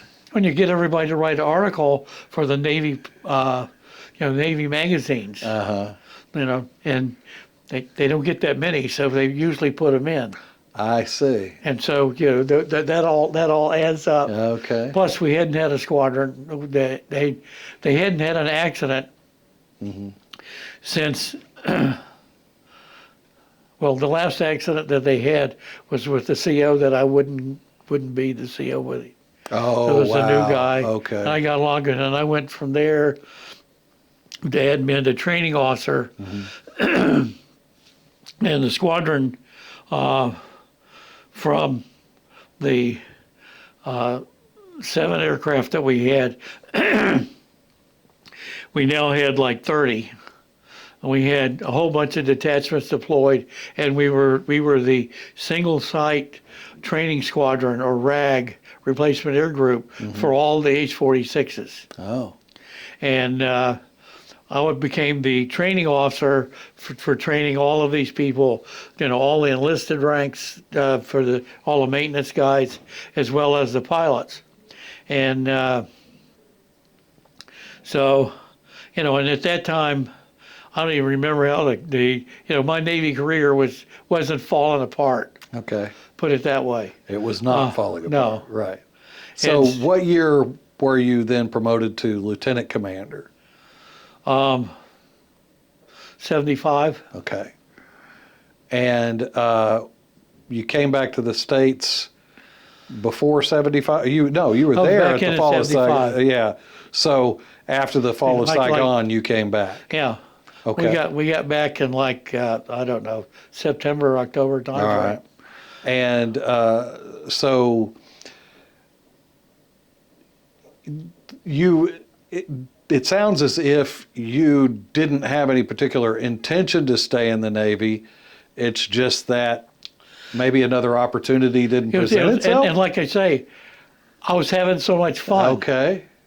All and right. so, when you're achieving, you're happy with what you're doing. Yes. And I was very happy with what I was doing. Okay. Even with the divorce crisis thing, Yes. it was okay, but I wasn't the only one. Right. So, anyway, here I am. I'm a lieutenant commander. I'd gotten into real estate, and I was buying and selling houses, and so I was living in a nice neighborhood in a big 4-bedroom house. I had a pickup truck and an XK Roadster. I had a sailboat, and You're doing all right. I was having a good time. Right. And a couple things happened. As a variety of things went through in the squadron during that period between 75 and 1980. And like in 70, 78, somewhere time frame in there, I was due for orders, but the incoming executive officer had just gone into War College, I see. and the Navy Bureau, in its infinite wisdom, says you're going to stay at War College. So the CO and the XO got together and they said, we need to find you a temporary executive officer. Well, I was like 10th out of 18 lieutenant commanders in the squadron in seniority. Uh-huh. And I became the executive officer. I see. And some of those guys still don't like me. Because you jumped over 'em. I jumped over them. And so I became executive officer. Okay. And in the meantime, I'm getting ready to go to, I have orders to another squadron. And so those orders got canceled because I'm going to be the executive officer for the next 6 months. So then the detailer says, well, we can't send you there. We're going to send you to Armed Forces Staff College in Norfolk. So I moved to Norfolk. My wife moved to Atlanta. And so anyway, while went to Armed Forces Staff College in Norfolk, which was a whole lot of fun. Glenn Hodges, the guy that we went through, we grew up together, built a dragster together. Right. Both went to the University of Florida. He married one of my girlfriends from high school, his girlfriend too. But and we were in flight school together. We were in Vietnam together the first time we were on the Okinawa together, and we show up on in Armed Forces Staff College Is that right? in the same class. My goodness. He's a Marine. I see. So, Okay. but anyway, we had a good time when we were Yes. there, and so, and while I was there, I saw there was a gal that I was quasi dating, and she worked at a phone center store, and so I went to the phone center store, and there was a gal there that I thought was gorgeous and really smart, and etc. And I thought, if I ever get married again, that's the kind of woman that I'm going to marry, Right. one that's like her. So anyway, I finished Armed Forces Staff College, and the Bureau doesn't know what to do with me. And so they send me back to San Diego to the wing. And so I'm in charge of 5 squadrons. The Vertical Replenishment Squadron, the Angel Squadron, HC-1, they did a lot of different things. And VXE-6, which flew down on the ice in Antarctica, and then a squadron that flew C-130s and flew drones that the Navy shot down. Okay. That was their job. Right. So I got to learn to fly C-130s, Wow. which was a lot of fun. Yeah. And then all the other stuff along the line when I was at the wing, and so then I'm coming up, and I'm going to be the next executive officer to HC3. In the meantime, the board meets again, and a guy 3 numbers ahead of me screens for command, and so he goes in to be the XO of HC3. So I have to stay at the wing. Throw me into that briar patch, make me stay there. And by this time, there was. I was going sailing one Sunday morning, and I went in, could go in on the weekends, and because you get a message stack about this high, and I go through because you about this many applied to me, and so I'd go through and sort mine out and throw the rest of them in the burn bag, and this guy walks by, a little short black guy, tennis shoes, Levi's, and and a sweatshirt on. And I hear him in the admiral's office moving furniture. So I go in, and I said, I can't believe the facilities manager has got you working on Sunday. He goes, well, the admiral's going to be here tomorrow, and he wants things moved around. I said, and he told you where he wants? He says, yeah.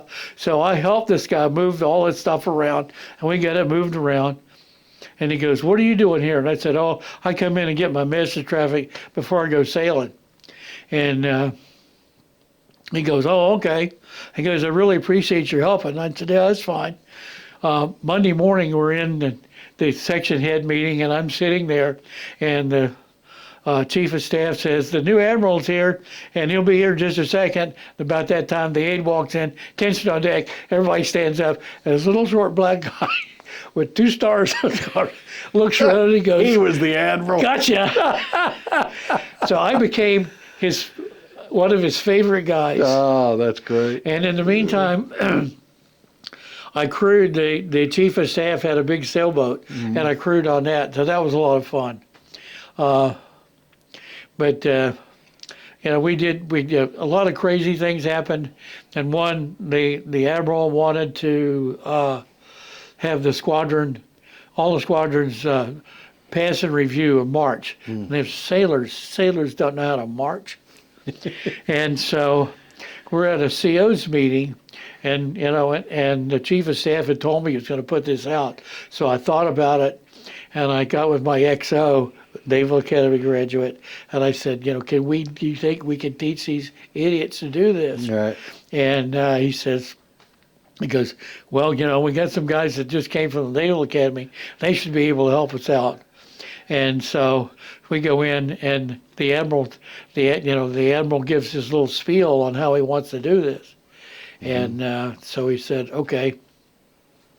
And I raised my hand, and I said, I'd like to volunteer HC3 to be the first squadron to pass and review. Oh. Now, I have 600 people in my squadron because I have a deploying part and I have a training part. I have a huge squadron. Right. So we're out there and we're trying to get these guys to learn to march. And we're all doing it by division. And so we were having a terrible time. And one of the things that I used to do is that I would go down to the key dunk and I'd get coffee in the morning, stand in line with the rest of the guys, and then I'd wander around the squadron. And I went out on the line, and a couple of the air crewmen on the flight line came over and said, you got all the air crew having to march with the in their division. So how about if we have all the air crew march together? And and I said, well, I don't know, let's see. And about that time, my command master chief walks in, and I said, hey, Master Chief, what do you think about this? He goes, well, it's up to you, Skipper. I said, I think it's a good idea. I said, what do you guys in the line think about this? And all the guys that worked on the line said, yeah, we don't want the air crew guys, they yell at us. So I come back from lunch, and all the air crew are out marching. Wow. They're the ones that are motivated anyway, so they're out there marching. Right. So that afternoon, they were out there marching, and all the guys from the line were out there marching. Oh, so we do this whole thing for the admiral, and and so and of course they all had the cadence call, and they were all dirty, and so we get ready we had the command inspection, which we did great on, but then we do the personnel inspection and then the pass and review. And they march by us, and they all do a cadence call. And when they marched by us, which was worked out really well, and then they're all standing together, and so then I tell my XO, take charge and march the squadron back to the hangar. And so he gives them a left face, squadron, forward, march. And as they march away, they break into MICKEY. And the admiral, with tears in his eyes, he grabs me and he goes, well, I thought my XO was going to have a heart attack. He grabs me, he goes, you have fantastic morale in your squadron. Wow. So that's great. That was it. Those are the fun things that you have in the Navy. Right. That you do, that you have fun. So you left the Navy in 1993. Is that right? Right. And how long did you serve altogether? Well, almost 27 years. And your rank when you left the service was captain, right? Or in every other branch of the service parlance, that would be colonel. Right. Well, the interesting thing, to throw this in, is I left there and I went to the Tripoli as a ops and then XO and overhaul coordinator. Took the ship through there. While I was there, I was held up for orders to go to the Pentagon Oh, wow. to another job that I'd been requested for. But when I was at QB, I ran into this Navy captain who said that he was the naval attaché in Manila, and he said he was a World War II veteran. Uh-huh. He says, I've been the CO of a squadron and the CO of 2 ships. This by far is the best job I've Wow. ever had.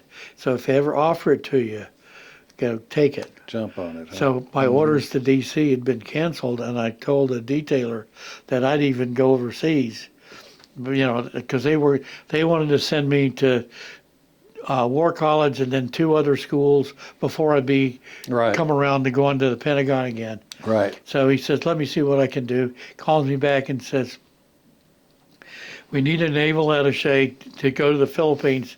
The guy that was scheduled to go there is afraid to go there. And I said, I'll take it. And he goes, what? I'll take it. He said, you don't want to talk to your wife? I said, I'll take it.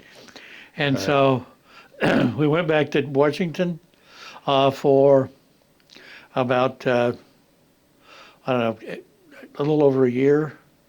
And go through the DIA and then some language school. We finished language school easy. And then when we got to the Philippines, and took the family, my wife's son and my stepson and my son and I. I'm sorry, but you never said when you got married. So I'm assuming the woman at the phone store is who you married. Actually, I went back to Norfolk about a year later, Uh-huh. and I called up my friend there, and I was on the phone, and I said, and how's Michelle doing? And she said, oh, Michelle's husband's been running around on her, and then in the middle of a really nasty divorce. Oh, I see. And I said, oh, that's too bad. What's her phone number? And she gave me her phone number, and I said, thanks. And I hung up, and I called Michelle. Wow. And so I was there for school for about 8 days, and then we went out every night. And so then I went to, I went back to San Diego, and now I'm the exec of the squadron. Right. And she, and we communicated the whole time. And she worked for the phone center store, and there was a bunch of us that would, pack up our cars and drive down to Bahia de Los Angeles or L.A. Bay, Okay. and go camping. Mm-hmm. And so I said, if you can be, if you can get 5 days off in a row, and then she was not in good shape. Okay. She needed a job, and it was over, I guess Memorial Day weekend. And so she ended up with 5 days off. I said, I'll give you my credit card and you can come out. And so she came out, and we went camping in Baja. Mm-hmm. And she came back, and then she went back.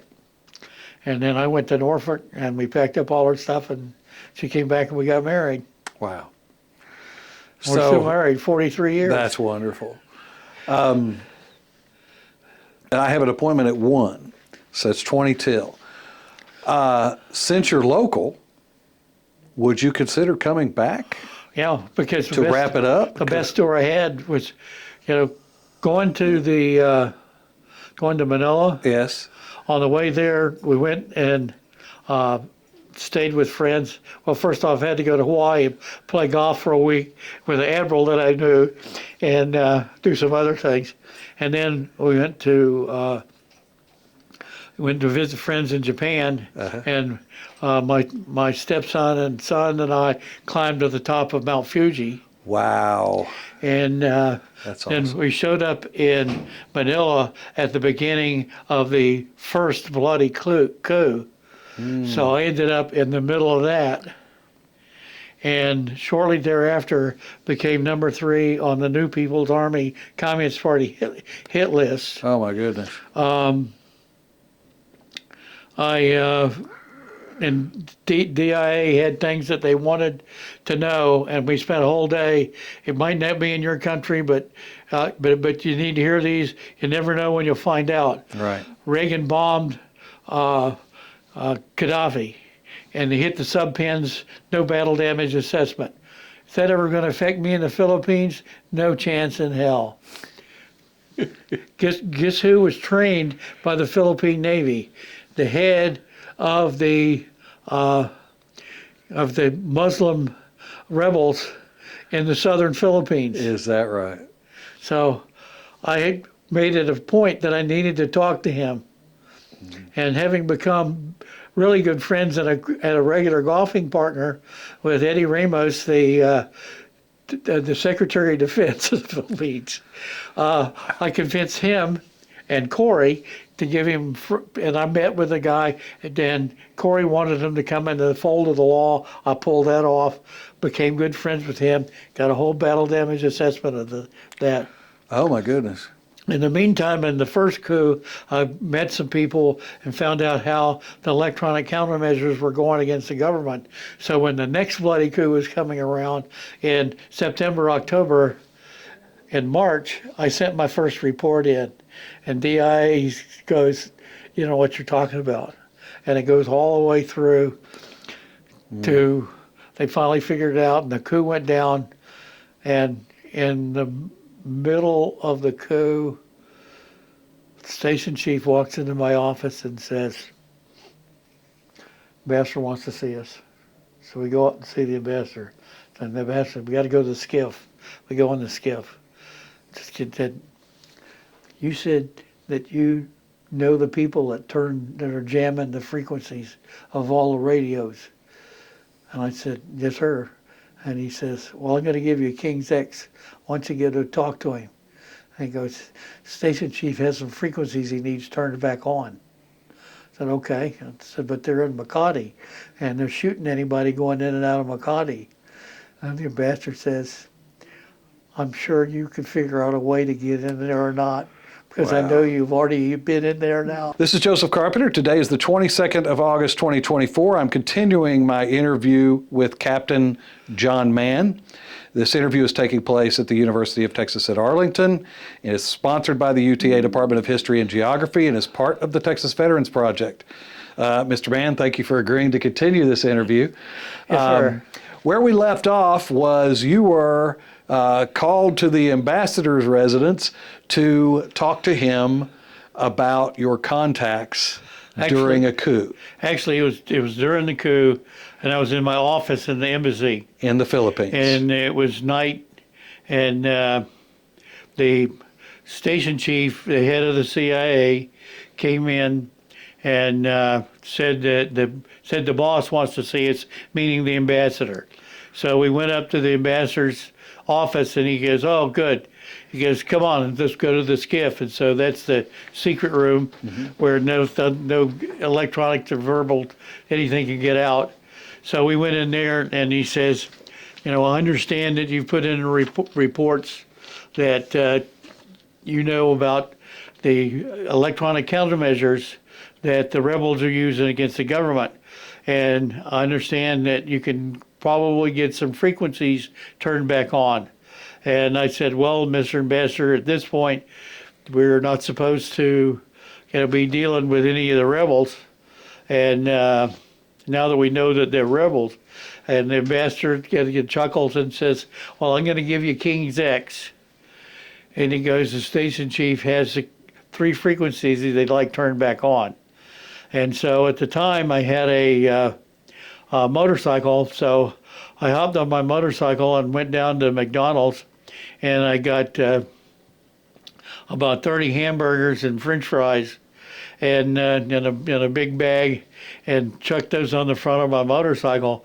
And I went over to the same place that I crossed previously during the coup to get into Makati to rescue the chief of naval operations Philippines, get a wife and 2 kids from the Intercon Hotel.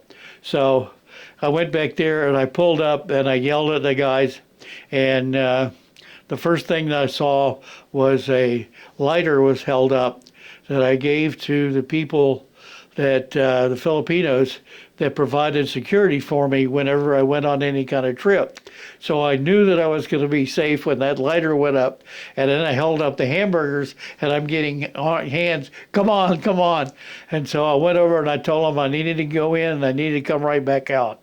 So I went over and went to my source and rode the elevator up to the penthouse of a multi-story high-rise, and went in and I told him, can you turn these 3 frequencies back on?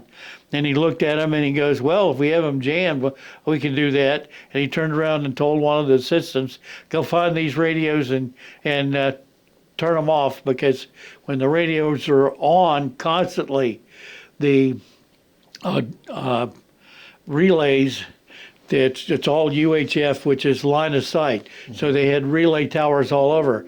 When the frequency is on, there's a chip in there, and if it's on for 5 minutes, it automatically shuts down to keep from burning up the chip. That was the way that they were able to shut down all the frequencies. So he went and found the frequencies and apparently turned off the radios. So after it was done, I said, I'm getting out of here, and I left and went back to the embassy. And I went back to my office, and while I was there, shortly later, my phone rang, and it was the station chief, and the station chief says the ambassador wants you back up in his office. And so I thought, to see what's going to happen now. So I went up there, and Ambassador Platt, goes, well, you were telling the truth. Our frequencies are back up. And I said, well, you didn't think I was lying, did you? And he goes, no. But they're back up, thanks. And I said, what were they to? And before the ambassador could answer, the station chief says, you don't have a need to know. Wow, okay. So I said, thank you very much, and I left. Right. And one other interesting sidelight is that during the coup, and this was during the day, it was like the second or third day of the coup, and I had played golf with several of the coup leaders the day before the coup. And that's your job when you're an attaché. Get close to those guys if you suspect them. And so the leader at Sangley Point was over there, and they had taken over the base, and they had the T-28s, and the T-28s were bombing the presidential palace. And I was on the phone with the leader, the guy that I'd played golf with, trying to get him to stop bombing, because everybody's all upset that they're bombing it. And so then the next thing we know is that all the attachés and other intel people were up in the SIF, and they were talking to the National Command Authority. And the president was very concerned about the fact that they were bombing and that might kill Corey Aquino, etc. And the president or the admiral, I'm not sure which one that was there, has anybody got any suggestions? And about 6 months earlier, there were a couple of Peace Corps guys that went down to the southern Philippines with cameras into the Muslim area, and where kidnapping is a cottage industry, and they were filming the women in the markets, and they were taken hostage. And I was given the task of getting them out. And so the Filipinos had F-8s, which were old U.S. fighter jets. That when you're out of guns, when you're out of guns, you're out of F-8s, you're out of fighters. Right. And so I went and talked to the general in charge of the Air Force on Palawan and convinced him to let him fly at high speed, over the top of this town, because our negotiations weren't going anywhere. And they made 4 passes supersonic over this town, and we were notified that they wanted to negotiate again. And so we negotiated, and we got them back. And that guy says, he said, we'll give them back. And he said, and what about all of their camera equipment? And I said, what camera equipment? And the guy looked at me and said, "Oh, sir, that's fine. We can have them back to you, in about an hour." Right. And we loaded them up. So we're sitting in the skiff, and he said, "Anybody suggestions?" I said, "Well, how about if we get a couple of Phantoms out of Clark to fly high speed, low level over Manila?" And they did. And the neat thing is that President Bush says, "Whose idea is that?" And Ambassador Platt says, "That's my naval attaché." He goes, good naval aviation. Wow. Because he was a Navy pilot, Yes, that's too. right. That's right. So that was, What year was this? this was in 89. Okay, and so Corazon Aquino was president of the Philippines Right. at the time. How long were you the naval attaché? I was for 3 years. Wow, 3 years. So you saw a lot I did. in 3 years. I could go on for a long time. Right. What was your rank at this time? I was a Navy captain. So you were already a Navy captain by this Right. time. And you had mentioned that there were some other things that happened during that time. Any one thing stand out to you? Because that was a pretty exciting time. There's a whole lot of things that you could do. Is that you're always looking for a way to get in with the, give them their confidence. Mm-hmm. And the Chinese and the Vietnamese went at it on one of the islands, and from where the Filipinos were, they could see that the Chinese were shooting up a couple of Vietnamese ships, and so I just happened to be at the Philippine Navy headquarters when that came in. So I immediately got on the phone and I called over to QB Point and to see if we had anything airborne that could go over that. And we just happened to have a P-3 flying over. And the P-3 took a whole bunch of pictures of the burning Vietnamese ship and the Chinese ships that were out there. Mm. So I got those. It's a great report for me to send in. This is all good. DIA loves that sort of thing. Right.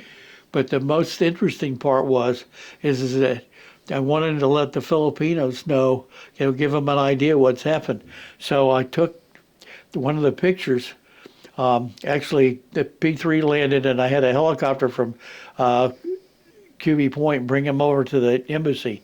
So as soon as I got him, I took one of the pictures out, and I took a stamp out of my thing that said top secret, and I stamped the photo, and I put it in there, and I went over to the head of the Philippine Navy and gave it to their senior admiral and said, "Don't tell anybody I ever gave you this."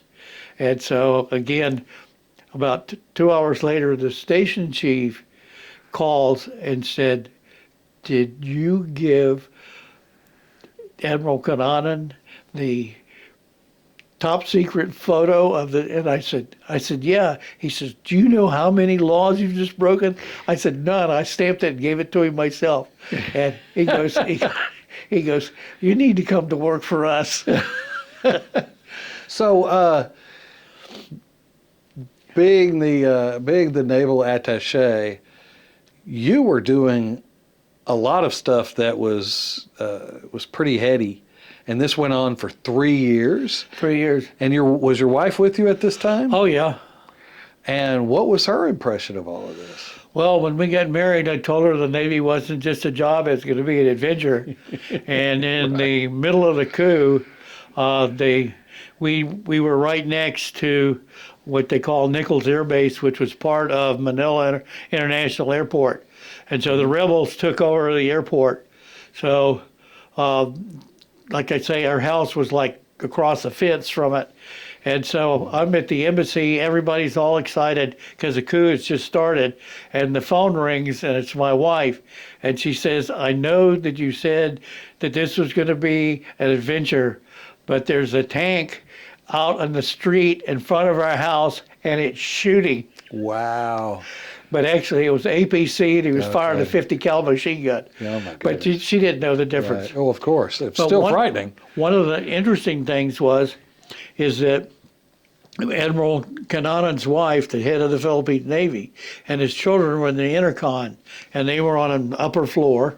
Right. And when the rebels came to take over, Liz Kananan, the CNO's wife, called my wife Michelle and said, the rebels are taking over. Can you get John to come and get us? Oh, my goodness. And That's how that happened. and so she's on the phone. My wife calls me and she says, the rebels are taking over Makati. And I said, how do you know? And she says, Liz is on the phone telling me what's coming across. I said, good. And so I yelled at my assistant, and I get on the phone to the National Command Authority in Washington, and I've got a phone here, and I'm repeating what my wife is saying, is that this load of trucks, this number of APCs, this cannon, and all these things are going in, and I'm doing this whole thing as it's going on, and the admiral that was back there, finally there was a pause, and he goes, "Where are you getting this from?" I said, "From my wife," and he goes, "Where is your wife?" I said, "She's on the phone with the head of the Philippine Navy, who's in the intercon." Oh, my gosh. And so anyway, everything came through, and when it was over, the CIA gave her an award that they told her that she could hang in the closet and couldn't tell anyone. Right. How funny. So who was it, who was responsible for the coup? Who were the perpetrators of the coup? There was a whole handful of disaffective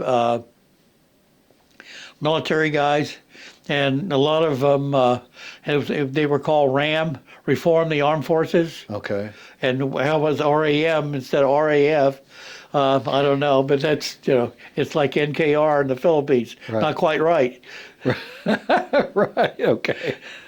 So at the end of your time in the Philippines, where did you go and what did you do? When I left there, I went to, I was offered orders to be the chief of staff for ComNav Marianas, but my mother-in-law was not well. My wife wanted to go home, and she had a background in real estate management, and they said, "Oh, the director of Navy Housing worldwide is available. You'll fit in that really perfect." Wow. And, worldwide. So Yeah. and my job primarily was the budget, even though I did do some inspections. Mm-hmm. I had to fly out to Rota, Spain, and spend a week, and go to England and spend a week, and wherever Navy housing was, Mm-hmm. and go out to San Diego for a week. They threw me in the briar patch. Right. That was the good news. The bad news, I worked for a female admiral who hated aviators. Oh, right. You did mention that. Yes. But other than that, it was okay. Right. So, and how long did you do that? Well, for 2 years, when I was there for a month, and I put in a letter to get out of the Navy, and I was called in by the admiral and told that there was no way that I was going to get out of the Navy. I was going to be there for 2 years. Oh. Yeah. Wow. And I said, "Yes, ma'am, Admiral." And I was told, "You people from the South, it's yes, Admiral, knock off the ma'am." Oh. So it was like a real friendly, wonderful Yeah, relationship. it does sound like, yeah. So why would the naval attaché in the Philippines and then someone who is the head of Navy housing, wouldn't they choose a flag officer for that? Why did they not? No, I mean, she was a flag officer. Yes. And she had a whole handful of different entities, like all the human resources, I see. all the drugs, all the suicide prevention, all the Navy housing. I was the see. big one. Okay. And my job was to getting the $1.8 billion budget that we put together and figured we need. And if we figured that if we got, you know, 800 million, we would be happy. And so we did. Spent weeks and weeks on it, 6 days a week, sometimes 7. And finally, we went out and we practiced briefing it. And it was in the old days where you had the overhead projector and you did the slides. Yes. And so the admiral would sit back here and correct if anything that she thought that I'd done wrong. So anyway, I changed all the slides. So, we briefed the Chief of Naval Operations and got his approval. So the next person to brief was the Secretary of the Navy, and this was a big deal. So we go into the Secretary of the Navy, and we're like halfway through the brief when somebody came in and knocked on the door and said, "Mr. Secretary, you need to read this." And he goes, hold on, sorry, Captain Mann, Admiral, will be just a second. And he reads his thing and he says, hands it to his deputy, he says, "I'm going to get fired." And he got up and left. And the deputy read it and he says, "I'm going to get fired too." And by this time, the Admiral had exploded because it was obviously all my fault that this had happened. And then when she read it, she was really angry because it was the newspaper police that was talking about the tailhook convention that was going in that caused the big the sexual scandal, harassment sexual case harassment with scandal. Yes. And so obviously that was my trouble. And so we actually were in the Navy Annex instead of the Pentagon. And so I walked over carrying the slides. So she said I was going to ride back with her so she could yell at me the whole way. And so we're walking out of the Pentagon, and as the naval attaché, I had met with our Secretary of Defense, Cheney, a number of times when I brought back the head of the Philippine Navy. When I was in DIA, he came to the Philippines, and I got to take him to visit the Secretary of Defense in the Philippines, and we played golf together, talked about hunting, and all that sort of stuff. So anyway, I kind of knew who he was. Right. So we're walking out, and he comes running out of his office and almost runs into us.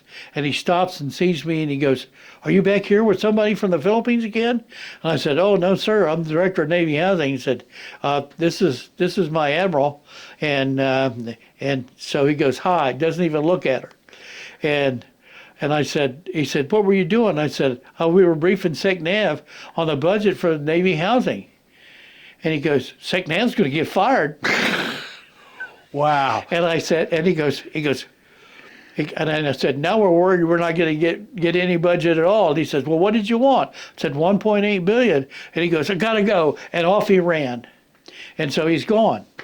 And so the Admiral did not say a single solitary word all the way back. We get back, and I'm down in my office, and the 3-star of Naval Bupers, Admiral Border, who later became CNO, his chief of staff calls down and goes, "Hey, John, boss wants to see you."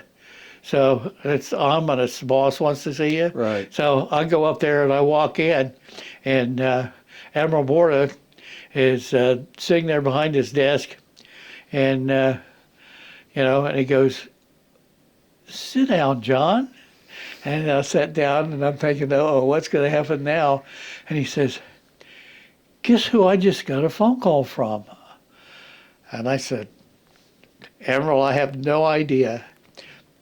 He said, "Chief of Naval Operations." He says, "Apparently, you are really good buddies with the Secretary of Defense." And I said, "Well, I know him." He says, "Did you just recently talk to him?"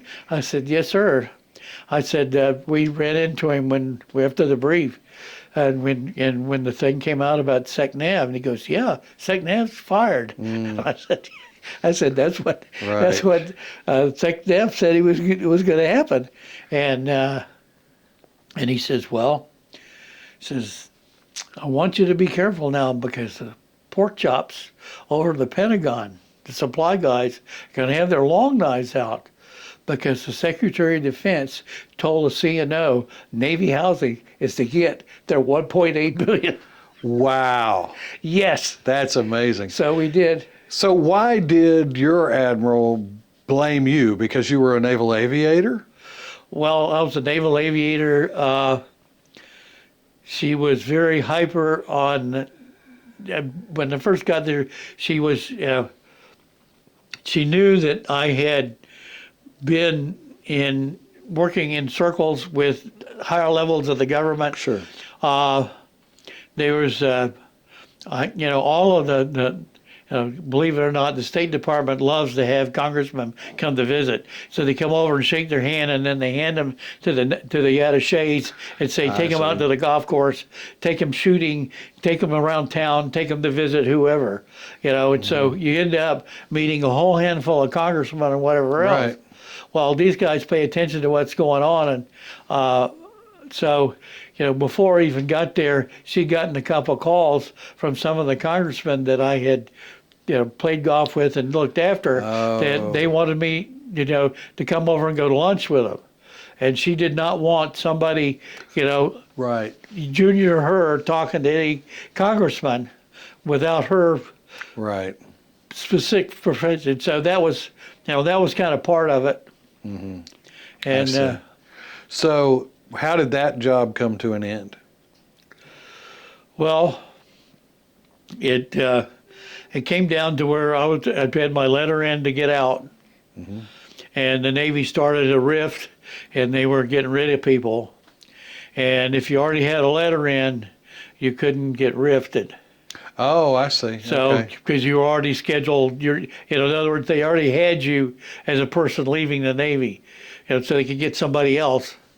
And so, anyway, I guess I had about, 6 months to go, and I got a phone call from Ambassador Platt, and he said, Was he still in the Philippines at this time? no, he was now back, Okay. and he said, George, President Bush, wants me to go and be the ambassador, or to Pakistan.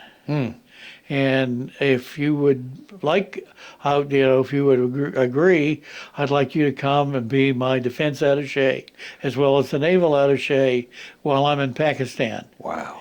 And I said, I would love to do that, but I can't. I put a letter to get in, and they're rifting people out of the Navy. And he said, well, if I can get your letter pulled, would you be interested in going? And I said, well, yes, sir. And he said, seriously? And I said, yes. I said, Mr. Ambassador, I really enjoy working with you. Of course I would, it would be a great opportunity. Right. And so, it was one of those things when Board's Chief of Staff calls down and says, just come up. Right. I go in, and he's sitting there with a big grin on his face. And he goes, okay, I know that you're good friends with with the Secretary of Defense, but the CNO has gotten another call, and this was from the President's Chief of Staff, and he wants your letter pulled. As for retire, if your retiring letter pulled. Right. And he says, can you update me on this? And I told him. Where did he fall in the chain of command between you and your? He was a your 3-star, boss? and she was a first admiral 2-star. A 2-star, And in the okay. Navy, you make 2 stars lower half, and then your 2 stars upper half. Oh, So I see. instead of having a 1-star, the Navy did that so there would never be a problem between the 1-star Marine and a 1-star, or a Commodore, or a 1-star Admiral on an invasion plan. I the see. Navy would always be the senior to take care of the Navy while they were at sea. I see. And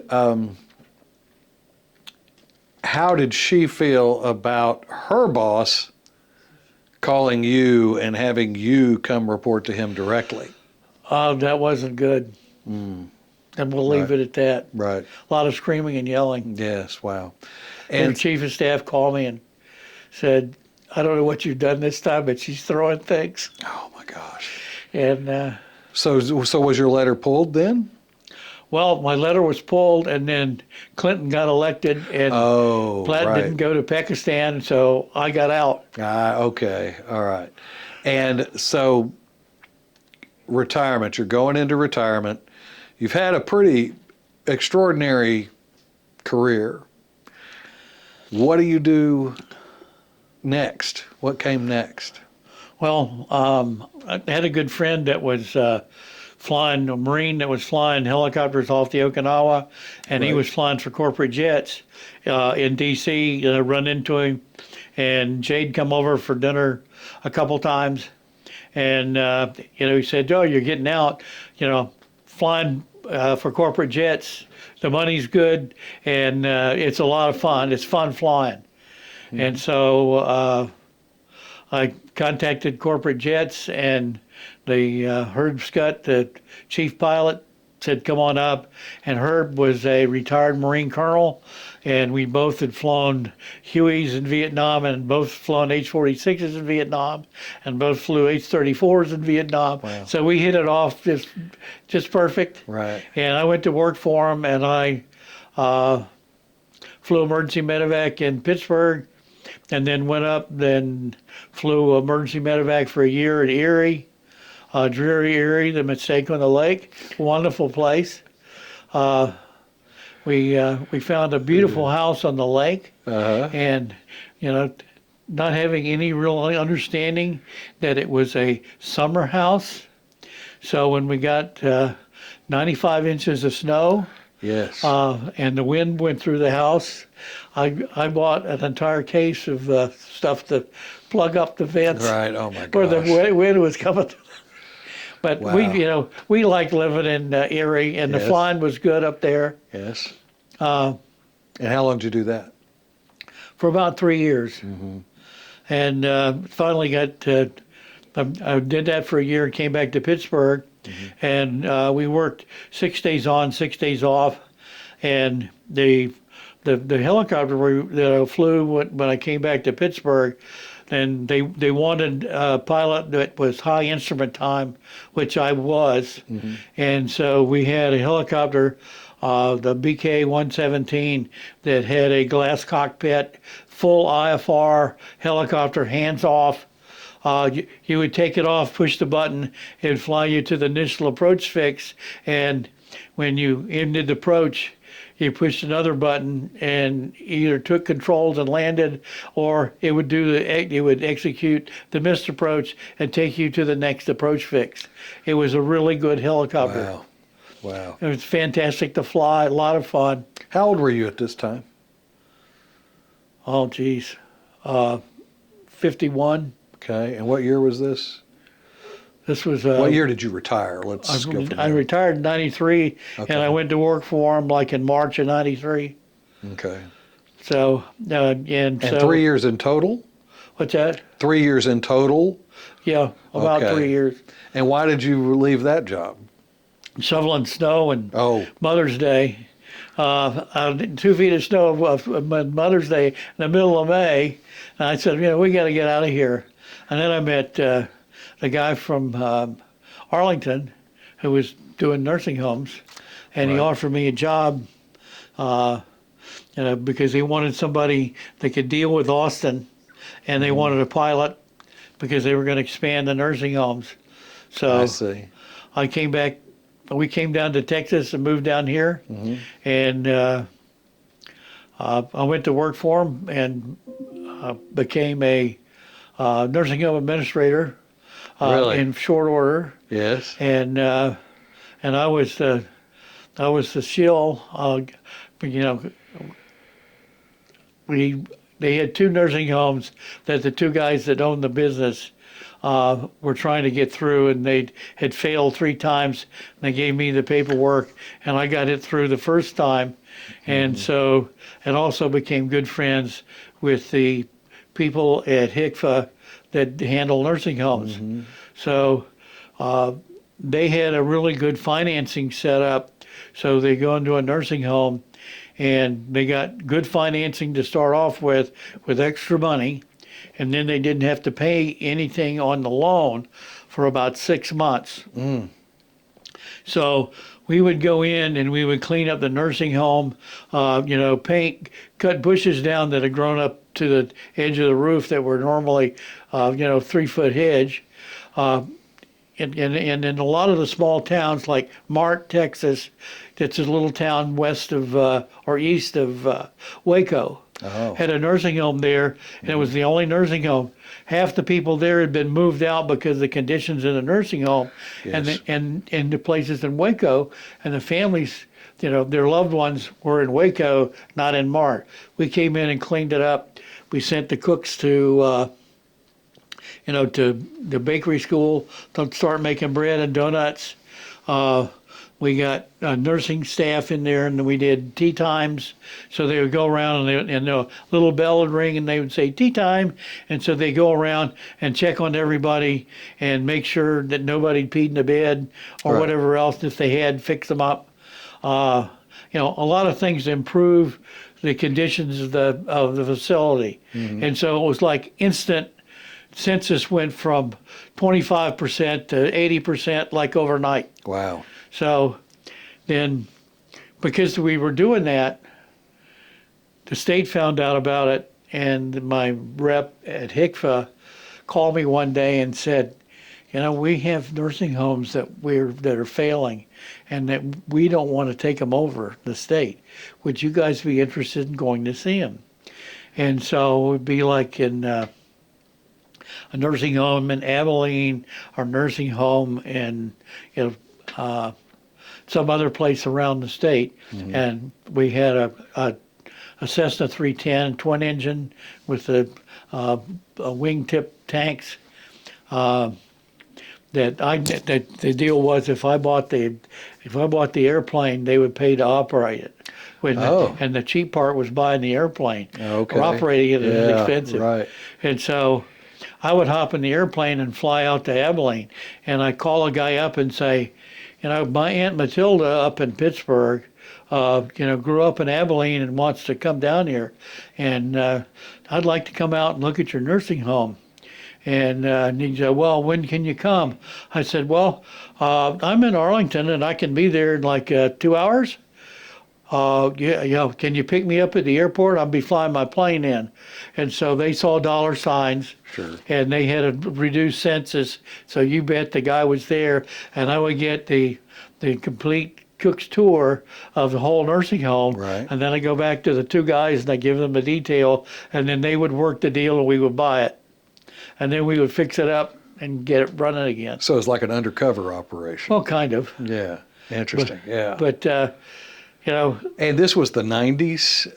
Yeah. And a lot was going on in the 90s. And to get a little bit nerdy about it, Medicare changed the way they were paying for paying nursing homes at this time. And so a lot of nursing homes were going under. So did your company just manage those homes, or did you buy them lock, stock, and barrel? They bought them and they took them over, and there was also in-home health. And so one of the guys was doing the in-home health part, and that was when Hillary's plan was. And if you had in-home health, you hired a whole bunch of nurses, and every time they went by, and they go by every day and visit and say, Mr. Jones, how you feeling today? Ka-ching. Right. And so that quit, and that caused the kind of some friction between the two partners. And anyway, it finally reached a point, and we ran into some problems with the state. HICFA is a really interesting outfit, but we caught a nursing home. When we did the work in a home, one of the homes in Abilene, we put in cameras, and actually we pretty much did it in all of them. And we caught a charge nurse taking pills. Oh my! And so we let the state know. And so what the state wanted to do, state wanted to fine us $10,000 right up front because we had a nurse that was doing that. Right. But the fact that we caught her and told the state that, it was like, okay. And then we wanted our license pulled by the state, and the state goes, well, we're kind of short on, it's like catch 22. So that was part of the problem. And I finally got to the point where I really did hate nursing homes because I would go in and see them in their worst conditions. Yes, right. And even though we fixed them up, it was still, and I said, I'm out of this. So, Right. And when Medicare reimbursement changed, it was that changed a rough lot. to operate, right? Right. It was rough to operate to profit. But they still had, a relatively high census, and so they were still making money and they were paying their debt, but I'd had enough of it, so I quit. And in the meantime, we found a nice lot and we built a house and put in a pool In Arlington. and I wanted a solar for my pool, and couldn't find anybody in the Dallas-Fort Worth Metroplex that could do it. So I went back. I was back home, and I'd done some checking, and the FAFCO dealer was out of California, and they had solar. A big solar dealer in the town that I grew up.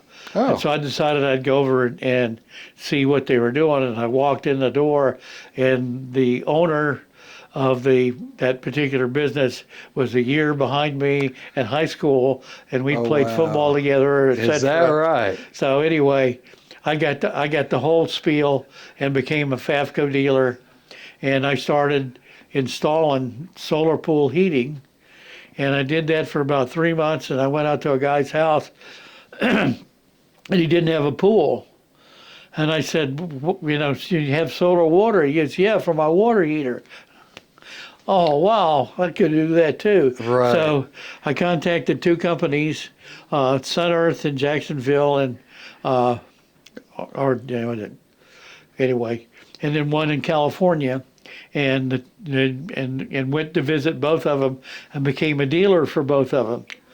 And I thought I was really slick. I didn't tell either one about the other one. Right. Unfortunately, the 2 owners were good friends. And they didn't seem to care. Right. But I guess I'd installed maybe 15 solar water heating systems in residential.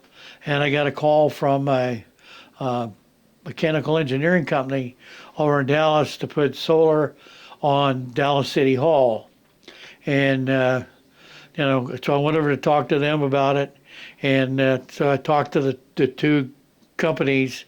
And so I decided that the one out of California was the one that I wanted to use. I see. And it's kind of interesting is that I found out later that the head guy there, the head architect to get the solars, had contacted both of the companies, and the company said they'd only deal with me, and if they wanted to do it, I had to be the one to sell them the solar collectors and do the installation, Oh my or they goodness. wouldn't warranty it.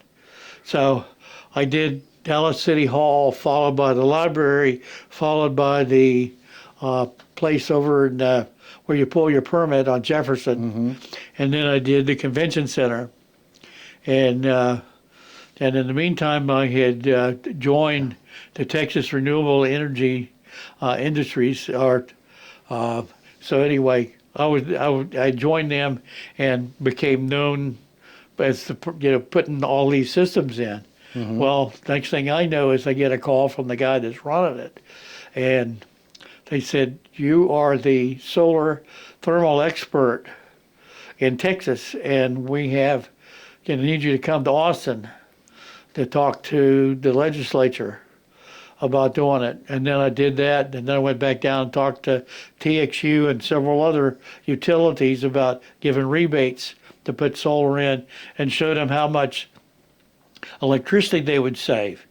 And the cost of gas in Texas is cheap enough that it's not cost effective if you have a water heater that is fired by gas and not electricity. I So see. anyway, and that kind of led to went to Waco, and they had I can never remember the name of it, but a handful of college professors. There were two guys there that did photovoltaic or solar electric systems, and I was there doing solar thermal, and they put us up for a weekend, fed us, and we had a really good time. But they picked our brain on how to put together a course to teach solar at UT, Austin, or the University of Texas, college system. Right. So Wow. that was, I don't know what they called it. It had some name, but that was really interesting. And in the meantime, I had gotten into installing photovoltaic, and I'd done about 10 systems when Waco had the technical school in Waco. And they were going to give a 1 week course on solar installation.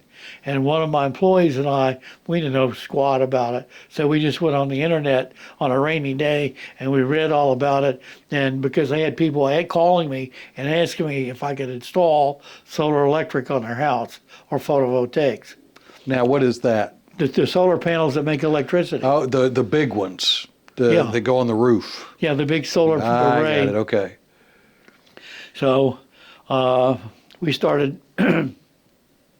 So we just looked it up and figured it out. And so I went to the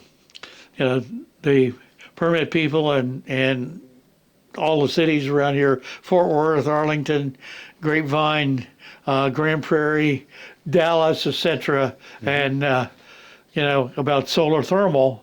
And they, and the question was, how much electricity does a solar thermal make? It doesn't make electricity; it heats water.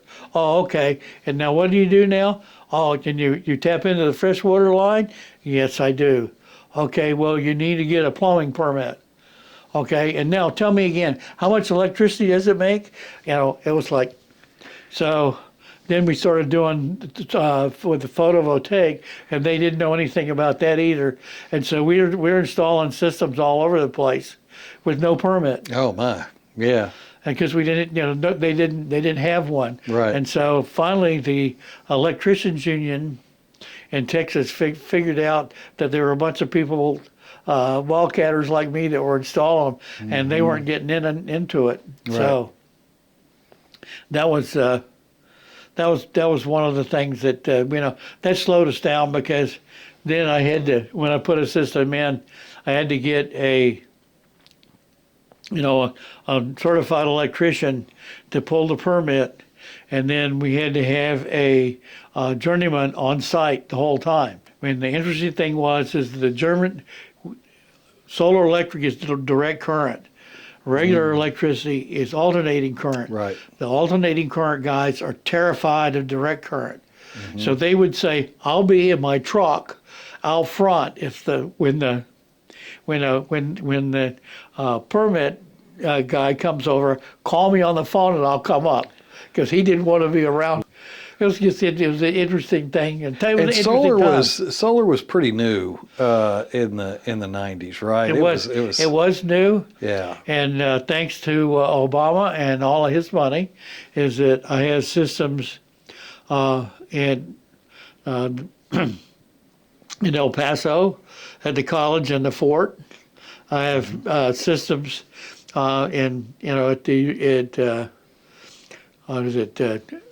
the university, was it ACU, Abilene Christian University, Abilene Christian, right? Texas Tech, and then one of the big ones was all of the state schools for children that had problems of one way or the other. Yes. They all had pools, and so we put solar on all of those pools, and that went from El Paso to Abilene to Right. to what is it?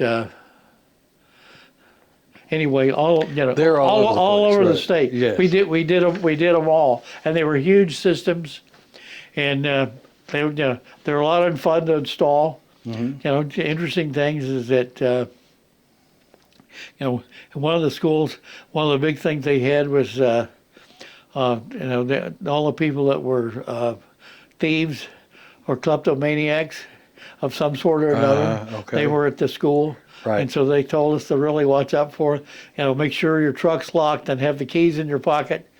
Because we lose a FedEx or Oh, wow. or a UPS truck at least once a month. Oh, my goodness. But the good thing is that they don't drive off the campus. They'll be driving it around the campus so we can find them. So Just a joyride. I yeah. guess. Yeah. Well, they didn't know where to go. Right. But So how long did you do the solar business? 17 years. Oh, my goodness. That was a long time. And I sold it, I don't know, but however, 5 years ago, 7 years, 6 years. And is that when you retired? 2017, and I retired altogether. And then I was retired for about 6 months, and a guy called me from mechanical engineering company out of Dallas called and said they were putting PV and solar thermal on the Girl Scout camp over in Dallas, and that they had talked with the Texas renewable energy folks, and they said that I had retired, but I could probably be talked into doing the system. Oh. So I talked to him, and we kind of worked it back and forth. So I found out how much you're going to charge for this. And you learn things along the way. It's like dealing with the Corps of Engineers. Is that when you do a Corps of Engineers job, you figure out what you normally charge and you double it, and then you charge 10% for insult. And I taught continuing education all around the state, and I taught it down in Austin, and I was putting a system in there in whatever they call the base down there in south of Waco now, but it used to be Fort Hood. Cavazos, yeah, Fort Cavazos. Anyway, but anyway, that was UTA alum, by the Yeah. way, Fort Cavazos, General Cavazos. Yeah. So, But anyway, the bottom line is that this was like my third system down there. I see. And so I went down. The prime contractor, or the Corps of Engineers, now wanted all of the contractors that were subs of subs to come and give it what they were going to do, because they wanted to make sure that you were doing it right. So I had PowerPoint presentation, had it all set up, and some guy did his thing, and they asked him a whole bunch of questions, and I guess he passed. I don't know. And so then then I was next. I stood up and I set the thing up, and the colonel sitting all the way in the end is sitting there, and he goes, "Mr. Mann, you don't recognize me, do you?" And I said, "No, Colonel, I don't." And he goes, "Well," says, "I was in your class 2 weeks ago in Austin, and here are 5 Corps of Engineer guys besides him, the subcontractor that I was working, the prime contractor." And he goes, "Mr. Mann has a joke that he tells about the Corps of Engineers." And so I told a joke about, double it and charge 10% for insult. Right. And he told a joke. Nobody laughed until he started laughing, and then they all laughed. And then he says to the prime contractor, "You can have whoever's next." "Oh, no, he knows what he's doing. That's it." That so was I it. didn't even have to do the presentation. Wow. Did you not have, when you sold your company, so you didn't have like a no compete with the people that you sold to? Actually, the guy that I sold the company to, to do commercial, a lot of insurance, a major safety program, because when you go to Halliburton, and schools in Halliburton got solar down in Houston, and Halliburton, I ended up getting the contract to do them for Halliburton, and I mean they're tough on it. So you have to have a good safety program, and you have to quote know what you're doing, etc. And you got to have all of the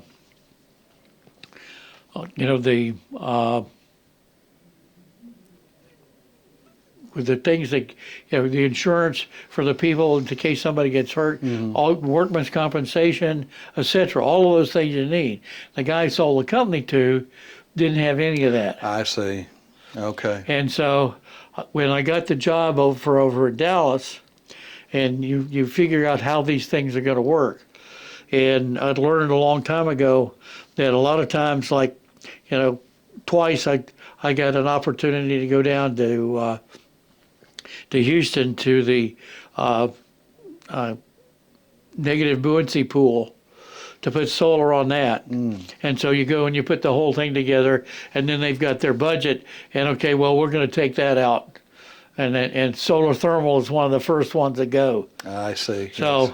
when these guys said they wanted me to do it, I said, well, I'll be happy to put it together, but I need to know what your bottom line is. What will you pay me to do this? And the guy says, well, about $25,000. I said, well, that's not worth wasting my time on. I'm not going to do it. And he goes, okay, well, and you can hear the discussion going back. And I heard a guy say, the contract's giving us $50,000 to do it. And in the background, I said, I tell you what, I'll do it for less than $50,000. So, $49,995. And so, and then I called the guy that I sold the company to, and I said, you want to go commercial? Here's your opportunity. I'll hold your hand. So what we'll do is I want you to give me a bid for the solar panels, for the electricity, and for the solar water heating system. And I said, be generous. Make sure you get a good profit. You figure out what it all is going to cost you. And so I figured that he would probably charge, he would cost about $30,000. Right. And so he came in and he said, I can make about 25% profit, and I'll do it for $25,000. Wow. So I said, okay, I'm going to take $10,000 off the top, and then we'll split what's left over. Okay. So we put the job together, and of course, like a lot of these jobs, the solar thermal job went easy, and then the solar electric job, we're putting it in, and they wanted it to be like an awning over this particular building. And then it turns out that the architect didn't calculate the width of the solar panels, so they needed about 6 more solar panels to fit the whole thing. I see. So we're sitting in this meeting, and at that time you could buy a solar panel for about $300. Really? Yeah, just one, 3x7 solar And you panel. needed 6. And so we needed 6 more. And so I said, I'm sitting there, and the guy that Joe's across from me, and I said, well, this is going to be a change order. This is what I'm going to have to do, and so let's see, we can do it, and it'll be $1,200 per new solar panel. And Joe's sitting over there going, Right. and the guy goes, okay. And you know that they got enough money in the Right. system. Right. And the same sort of thing happened out in El Paso at the base out there. Fort Bliss, right? Yeah, Fort Bliss. They're bringing all of the stuff back from Germany. So they're building all kinds of new buildings, etc. And so I put solar on, like 4 of them, and then they had another one that they wanted to put on there. And that's that's your crew goes out and you spend there a week there, and then they want to come back for the weekend, and then you got to go back out there. You got to put them up in a hotel, etc. So it's expensive to put them in. I bid it properly, but I'm dealing with a Corps of Engineers. So the last one that I had up there, when they were finishing everything up, they give us the thing, and where the building, instead of facing the way, it turned so that the elevator shaft was going to shade the solar panel. Oh. So the solar panel had to go up to the top of the roof so it wouldn't be shaded. And so I tell the Corps of Engineers, and the guy goes, I need a change order. So I think I'd bid the job like a year before at 15,000. And I was gonna be iffy if I made any money on this. So he said he wanted a change order. I had to move the solar panel from where it was and put it up there. I had to buy maybe 30 feet of copper pipe and the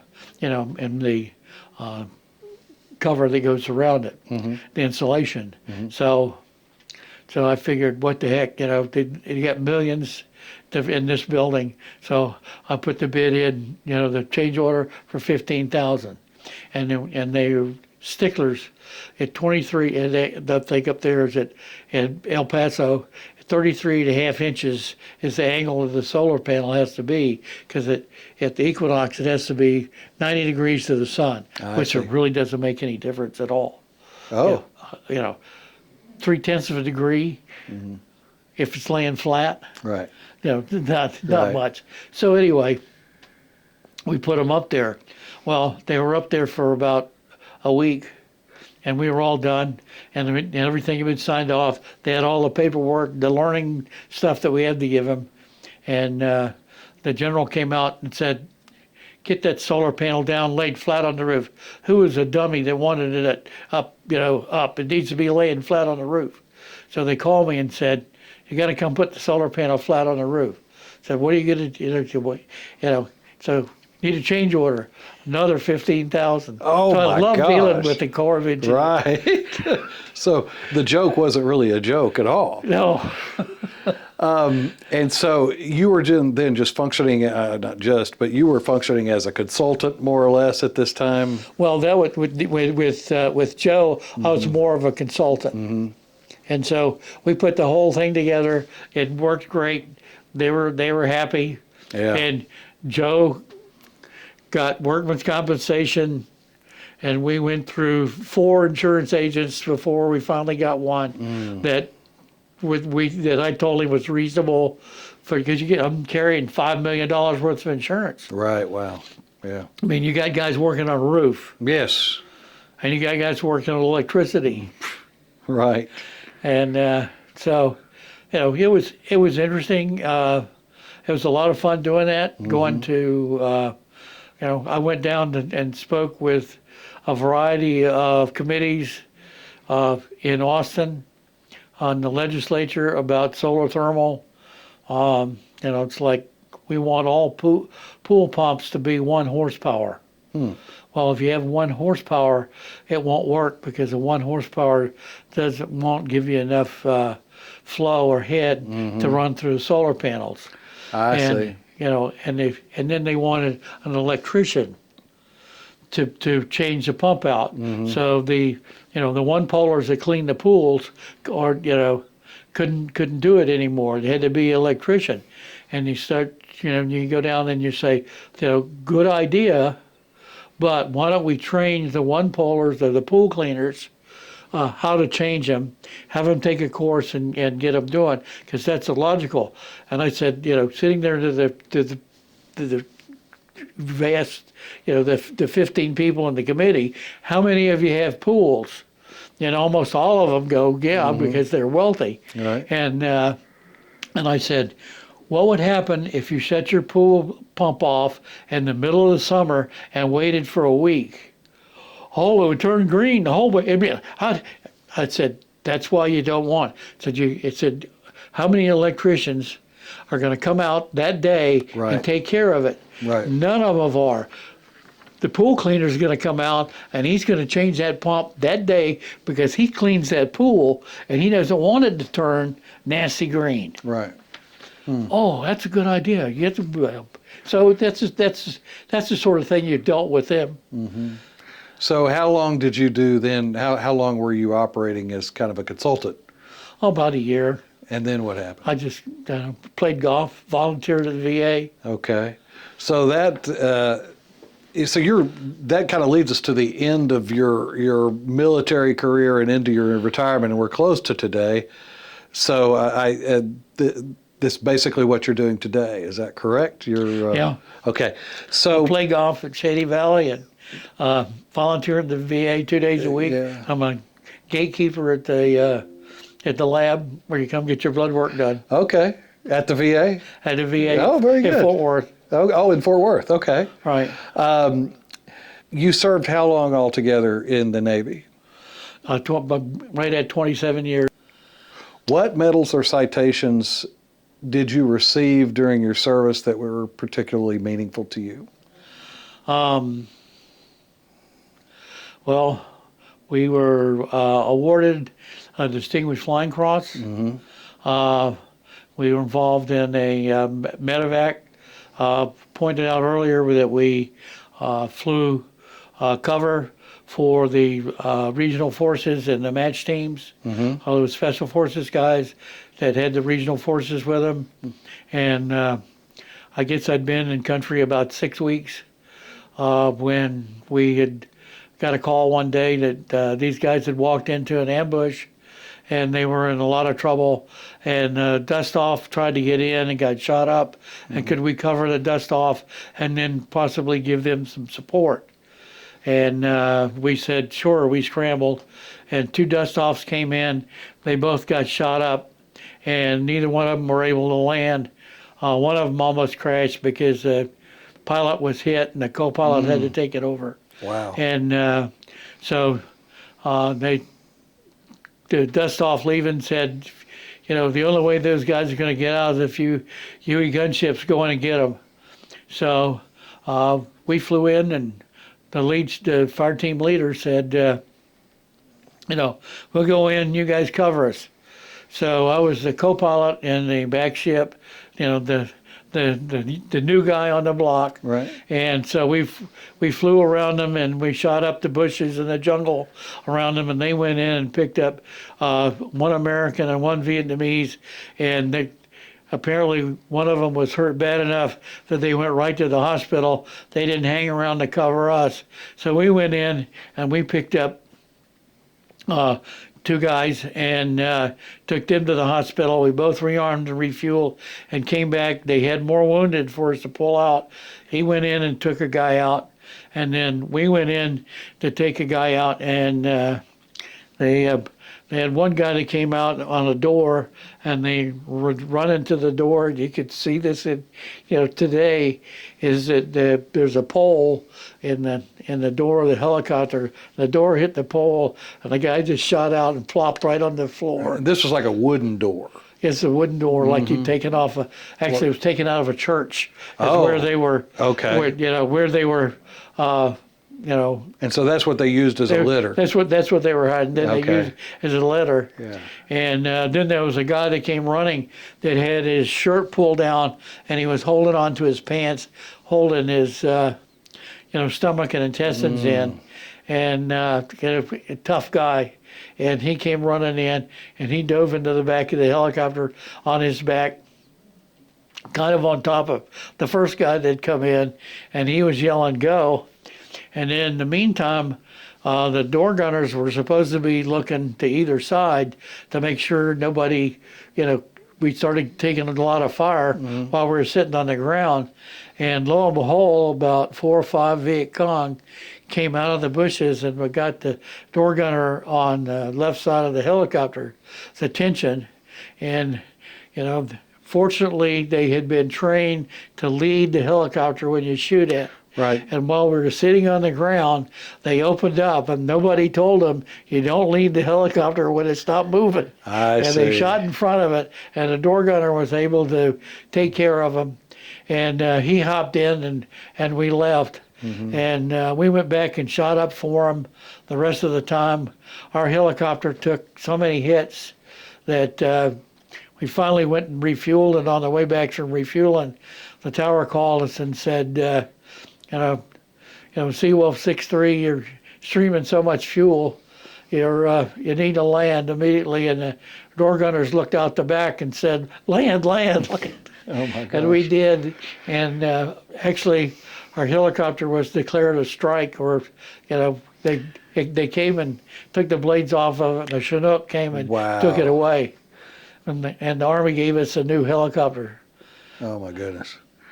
And what award did you receive for that? Well, Particular incident? the Army wanted to put the pilots in for an Army Cross, and we said, nah, put us all in for You and the crew. the whole crew, because Right. it was a whole crew evolution. It was a teamwork. And so the Army put us in for a Silver Star, and like everything else, gets downgraded one. So we all got Distinguished Flying Crosses, which is just as good. Yeah. Right. So, what was your favorite part of serving? Of the service, I think being in Manila was the favorite part. Yes. I was referred to by the people at DIA as the cowboy. Is that right? There were things that you did. They did not. They had helicopters that they flew. They didn't have communication between the helicopters and the boats, and so I worked that out. The helicopters, the two pilots carried a pistol, and the crewman didn't carry anything. So I got M60 machine guns, and I showed them how to use it. And These are the Philippine. the Philippine crewmen Yes. on their helicopters. Right. Were these Army or Navy? They this was the Navy. They had Philippine Navy. B-105s, Okay. and the Army got Hueys, and they had a team that was there that supposedly did work with them, and they within the first 3 months they lost 2 Hueys with tail rotor failure. Really? Wow. And I happened to be down in Cebu at MAC-10 Airfield, and there was a Huey down there that they were working on under some palm trees. And I went over and talked to some of the mechanics, and while I was talking to them, a couple of the pilots came up, and they were talking about it, and the tail rotor failure. And I said, let's grab a stand and look at the tail rotors. I said, I have almost 2,000 hours of Huey time. Right. And I went up there, and you could turn the tail rotor, and it was unbelievable. Where it went together in the socket was all warped out. And I said, this is what the problem is, that these are failing. And I said, when you guys shoot auto rotations, what are you doing? And they were putting the collective all the way on the floor and letting the RPM go like 110, 115%, which means the tail rotor's going crazy. You want to keep it at 100. Okay. And so we had a big thing, and I wrote a whole thing, and I entitled it Shade Tree Maintenance, which the people at Just Mag took exception to. Oh. But it was accurate. Oh, well, it's accurate. I always got a fussy thing. The general, you do things like that. They had a brigadier general over there, and you sent it over to them to chop before it went. I see. And he didn't want it to go, so I said, "I'm sorry, it's going." But it's it's like a lot of things. It's like the lifestyle over there. We lived in a small single-family hotel. We maintained 14 Filipino families. I had 5 guards around the clock. I had 2. I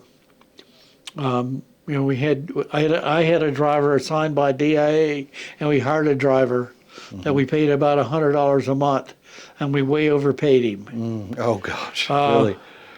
Wow. And we had cooks, lavanderas, sew ladies, masseuses, with a gardener. Oh, I had a my. whole bunch of flowers that I got, lots and lots of orchids, and and the gardener was very meticulous about taking care of them. And the security situation was kind of iffy. I was, like I say, I was number 3 on the Communist Party's hit list, and the word came out that there was going to be an assassination of somebody, and so the ambassador was number 1, the army attaché was number 2, and I was number 3. But the communists, so you really don't know. You're Right. careful. And we had armored cars, not bulletproof, armored, and so I figured early out that Driver Art was a delightful little old man, and really nice guy, and he thoroughly enjoyed when we go to work in the morning, riding in the back seat reading the paper while I drove. And and I did that, pretty much the whole time. I let Art drive other times, and I got a lot of grief from the other attachés, etc. But DIA tells you, don't take the same route, don't leave for work at the same time, etc. Be aware of your surroundings. When you pull out of your driveway, look around to see if you see anything out of the way. The Army rep at Just Mag, Colonel Rowe, who, by the way, was a POW Yes. in Vietnam. Nick Rowe. And Nick and I were good friends, and he used to come over, and he harassed me all the time about me letting Art ride in the back. At precisely 8 o'clock every morning, they picked him up at his house, and they went to work at the same way, and they were going around the round circle when the car in front of them stopped, the car back of them stopped, a car stopped on the other side. 2 guys in motorcycles came up, and one guy opened up with an M16 at the driver, right at the door, and the other guy stuck the barrel of the gun at the crack of where the door opens and closes, and fired an entire clip. And a piece of that round got through and hit Nick in the head and killed him. Yes, and he'd survived how long in Vietnam in a I POW don't know, camp in Vietnam? like 5 years. Yes, right. Special Forces operator, was he Yeah. not? And he was the Army attaché. No, he was the Just Mag rep. Okay. And Just Mag is a totally different entity than Okay. the embassy. So I mean, we had a huge compound there because we had such a large base there. What was that loss like for you? I mean, was that kind of a wake up call for you? And how yeah, it was a wake up call for everybody. And I mean, it was. I mean, he had a new kid, and it was really bad. It was not good. So, that may take us to the next question, which is, what was your lowest point when you were serving? I don't know. I think when we lost a helicopter, and I had a handful of friends killed. They were shot down in Cambodia, and it was a really bad deal, and they didn't get the one guy out until way after Vietnam, and the remains out. Ed Pulowski getting killed was a good friend of mine. The evacuation of Phnom Penh and Saigon. Right. When the president of Phnom Penh landed, I was standing there at the back of the H-53, and the ramp comes down, and here this guy is sitting in a white barong, which is a shirt that they wear that's loosely, that's out. And he's sitting there, and I've never seen anybody with such a sad look on his face.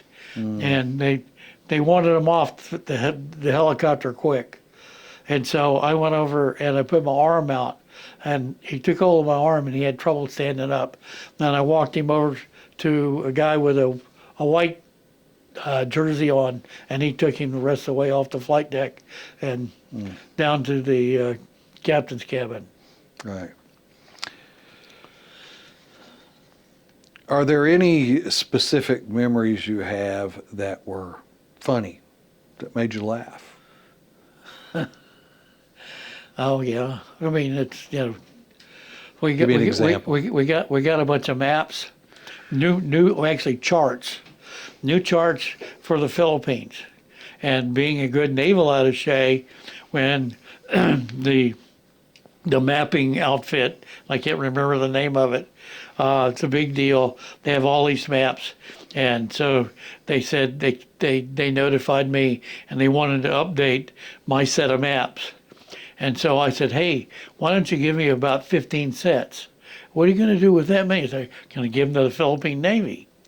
And so one of the sets had the track. If you're going to come from Malaysia in the south of the Philippines up through the Philippines, and these are nautical charts. They don't show any borders or of between countries. Oh, I see. They just have the track that you want to follow through shoal water if you're on a boat. And so I took a set down to the admiral in Zamboanga, and he was a good friend of mine. And we every time I went down there, we had a good time. And he was kind of like a sieve on getting intelligence to me. I see. So it was great. Yes. You go into a brief and it'll be secret, no foreign, and I'd get a packet to take home of the brief. But anyway, he goes over the charts and he's looking at the track, and the track goes to the north of two of the southern little Philippine islands. Mm-hmm. And he thinks that it's a boundary. And so he goes nuts. Oh. And he talks to the local press that Malaysia's trying to steal islands from us.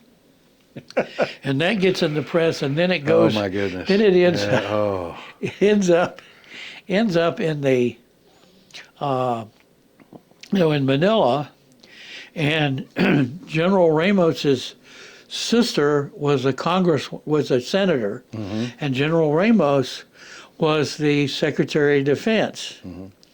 And so all of a sudden it's in the Manila papers. And these charts have got to be true. They were provided by the naval attaché from the embassy. And so it's like, there it is. And these all over the front pages of all the papers. And of course they have a picture of you. So that's just what you need. And so. Your picture was in the paper. Oh yeah, more than once. Oh. But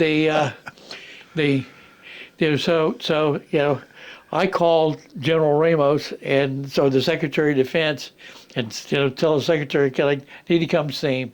And she gets up, he says, you bet you do, get up here. So I went over to see him. I took a chart with him. I showed him to him what it was. And I kind of thought it would be over.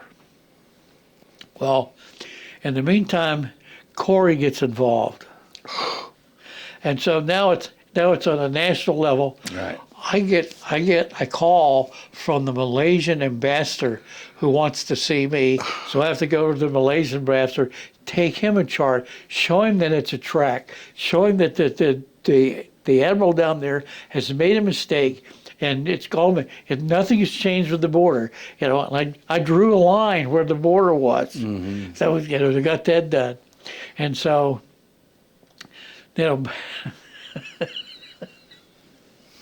anyway, it turns out that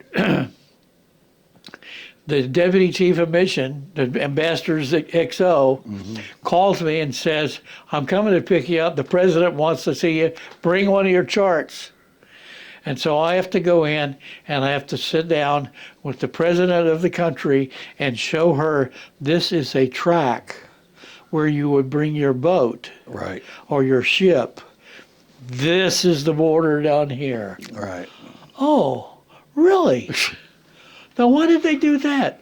Well, this is where you want your boat to go. If you follow this track here, you'll run aground. Right. Oh, well, I need to make some copies of this to give it to the president. So the president of the country goes over and takes the chart and puts it down on the thing and makes 25 copies to go hand out to the press. Wow. Only. And all you were trying to do was be nice. Oh yeah. Well, Be a good naval yeah, attaché. and the admiral down there became the director of training at Sangley Oh, really? about a week later. Oh my gosh. Well, yeah. He called me and said, "We can start playing golf together up here." So, what did you learn from that experience? Oh,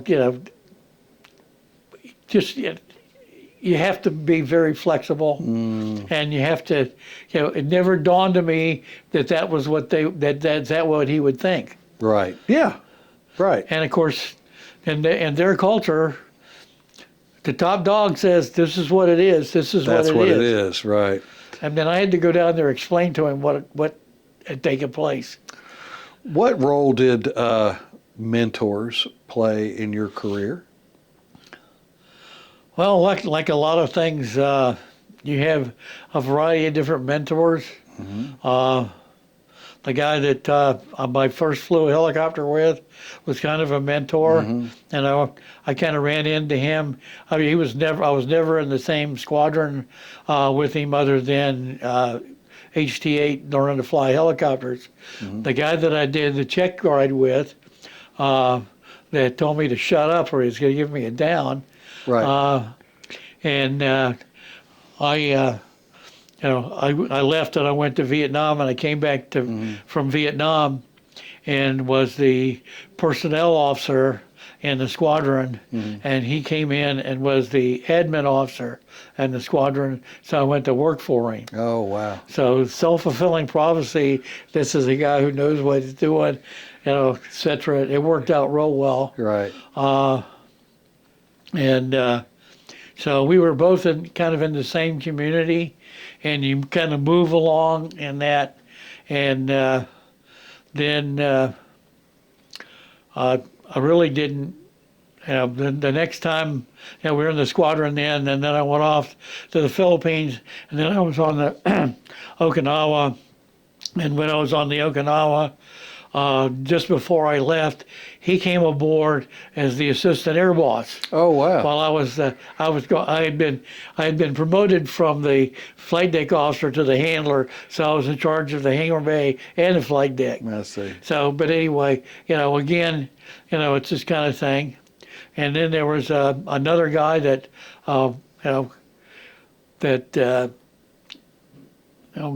things that he did. He was, and we were in squadrons together. And Mike was Mike Reber, just a good guy, and this is an opportunity to excel, type person, and you look at things like that, and then you got different squadrons. I got encouragement from him, Right. Things like. Look down the road and see what you're going to have to do and start working on it here. Don't wait until you get the message from the wing saying, I need this report tomorrow. Right. So, those are the sort of things that, I kind of got from Mike and kind of learned myself too. And then Steve Milliken was the same guy, the check ride, the person, Right. the admin, the mini boss. He was the XO, going to be the CO when I became his XO. I see. Okay. That's interesting. And So your careers just kind of lined up. well, they kind of lined up behind each other. Yeah. And before the wonderful admiral that I worked for in the Pentagon, had been at the Naval Training Command, in charge of the Naval Training Command in Chicago, and he had the opportunity to work for her there before Oh. I went to work for her. Okay. And that was another thing that she held against me. Oh. So you just, Yeah, you couldn't win for losing there. Those were the funny Yeah. things, you know. Right, It was like, right. you know, you walk out of there and laugh. Right. So, what reminds you of your service? Is there anything you see today, any smells or music or anything like that that reminds you of your service? I think the most specific thing is that I worked the shot link at the Colonial Schwab golf tournament Okay. on the 6th hole Uh-huh. and the fairway, and it's usually held over Memorial Day. Okay. And it was 2 years ago, or maybe or whatever else. I've never really gotten, you know, emotional about anything. And we're standing out there, and they got 2 minutes of silence. So they do the sirens, everybody's standing, and it's 2 minutes of silence before Memorial Day. And the next thing you hear is whop, whop, whop, whop, whop. They had a Huey that came flying down the fairways back and forth, and I just about lost it. Wow. I bet that was impactful. Man. You know, and the guy I'm with goes, "What the hell's wrong with me?" Right. I'm sure.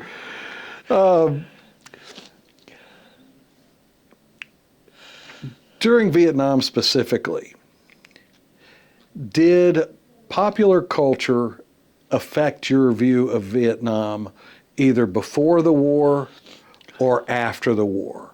Popular culture being music and arts and the representation of the war. Did any of those things have an impact on you? And if they did, how did they impact Oh, you? and, you know, the music you liked, you know, about, you know, I can't think of any of the songs off the top of my head. Janis Joplin, what's her name, Mary, Peter, Paul and Mary. Yes. You know, the songs that they sang, they're like John Denver's songs, etc. Did they change the way you looked at the war? I don't think so. It was just, you know, kind of, it was like, you know, really, what are we doing here? When I was there in 68, 69, there was a feeling that I've read that there was a feeling of my higher-ups that we kind of won the war. And we could see that we didn't win in the war at all. Right. I know it's not happening. Right, right. So it was almost like it represented the alternate view of what the government was giving you. Pretty much. And then, you know, and then of course, David Corley wrote the series of books, which I found was really interesting, that start from the OSS with Ho Chi Minh all the way through to post-Vietnam and what took place after that, you know, the evacuation and everything else. And he had the sea wolves in there. Oh, he did? He did. Wow. He talked about, you know, the Delta and the seals and the sea wolves coming in to, you know, save the seals. Wow. So do you stay in contact with anyone that you served with? Oh, yeah, there's a bunch of us. Do you do reunions and that sort of thing? The Sea Wolves has a reunion every other year, and I've gone to maybe half of them. In 2014, it was here in Dallas. Oh. And Ross Perot found out it was going to be here, and we told the hotel that we're going to have our dinner at to cancel it, and we all went out to Ross Perot's farm. Is that right? 14 buses picked us all up at the hotel, motorcycle escort during rush hour, all the way to his place. We had a barbecue, a band, etc. And That's he's a amazing. Naval Academy graduate. Right. So that was, that was really neat. Yes. And the SEALs have a, I'm not sure what they call it. A get together. Mm-hmm. It's a a lot of drinking and storytelling and whatever else. Right. And it's like every year, Uh-huh. and it's held down in Fort Lauderdale at the SEAL Museum. I see. And there's usually a whole bunch of us that go there, and then of course the honor flight out of San Diego Yes. had all the SEALs or all the sea wolves. An entire plane load of sea wolves, Is that right? and they went, and then I missed it, and my wingman missed it. My daughter-in-law, the astronaut, Colonel Nicole Mann, United States Marine Corps, was being launched into space, and there was no way that I was going to be allowed to miss that. And Ken Lowe, my wingman, lives in the Melbourne Cocoa area, and a hurricane hit, and they right before that, when it was taking place, and they shut McCoy Airport down, and he couldn't fly out. So when it came around in November, the two of us went as the only two Seawolves on the flight. I see. But you got to go together. We went together, That's and great. they came and grabbed me, and the the lady said, "Don't say anything really bad, but you're getting ready to be interviewed by all the three networks, in San Diego." And so, the next thing I know is that I got a whole bunch of texts and phone calls from guys that lived in San Diego and said, "You were just on TV." So That's a lot of fun. What veterans organizations are you involved with? which one? What veterans organizations are you involved with? I just volunteer at the VA. Right. And the Seawolf Association. Mm-hmm. That's it. That's it. If you had to do it all over again, Oh, I'll do it twice. would you? Oh, yeah. It's like I told you earlier, is that, I figured out early on, driving to work in the morning is that someday I'm going to have to get a real job. Right. Yeah. Exactly. That's wonderful, though. What impact did the service have on your life? Oh, I've had a great ride. I have no complaints at all. We've got, I have a fantastic retirement. I have fantastic medical, both as, from the retired military perspective, and from the VA. Yes. And, I have, been ridden hard and put away wet. Right. I go see the heart doctor where they cut my heart open, and and they take care of me for there, and I have two new hips, and well, actually they're not new; they're 20 years old. Oh, wow. Okay. Was that as a result of your service? No, the orthopedic said it was because I was really, really, really old. Sometimes that happens, Yeah. I suppose. What advice do you have for people who are entering the military today?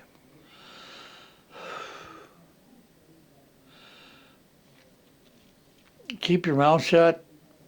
Do what you can to excel. Accept what they're doing. It's all changed so much. My daughter-in-law told me geez, almost 20 years ago. That was before she and my son were in flight school at the time, and we go to a party that was actually an HC3 reunion. Okay. And she'd been over talking to all of these guys, and they were telling her stories about when I was in the Navy. And so, we were on the way home. And being a good Marine, she said, would the captain mind if I made a comment? And I said, Nicole, you can call me John. You don't have to call me the captain. I know you're a Marine, but it's okay. Right. And she says, well, sir, I just want you to know that if you were in today's Navy, you would be court-martialed within a week. I think so. I think it's probably true. Is there anything that you would like to add to this interview that we haven't discussed? No, not really. I will say one thing is that I was very surprised. It takes a while for things to get through, and I got a non-combat distinguished service medal, which is the one above the Silver Star, for my work as the naval attaché in the Philippines. Is that right? And it was really well written up, and it had a lot of really good things in there. And the part that I liked best is it said Colonel Mann twice. So Right. It was obviously written by a staffer at the. Right, and somebody with more experience either with the Army, Air Force, or Marine Corps. It didn't matter, but it was good. That's And, wonderful. My admiral's chief of staff called me and said, "Well, you aren't going to believe this," and the admiral can't believe it either. And you've been awarded this medal, and I said, "Good, I'll come up and get it." She says, "Oh, well, the admiral wants to have quarters and award it to you." Oh, my And I goodness. said, "No way in hell." I went and got it, and that was it. How long ago was that? Or was that after your retirement? Oh no, that was Okay. I was still working for it at the time. Oh, I see. Okay, that was at the They Pentagon. just added to it. Okay. It was never going to get any better. Just one more nail in your coffin. Yeah. Well, listen, I want to thank you so much for being so cooperative, agreeing to be interviewed first of all, and then agreeing to come back to finish this up. It's been a real honor, and I thank you for your service, and I thank you for the time you've spent. So it's been interesting. Thank you so much. I appreciate it.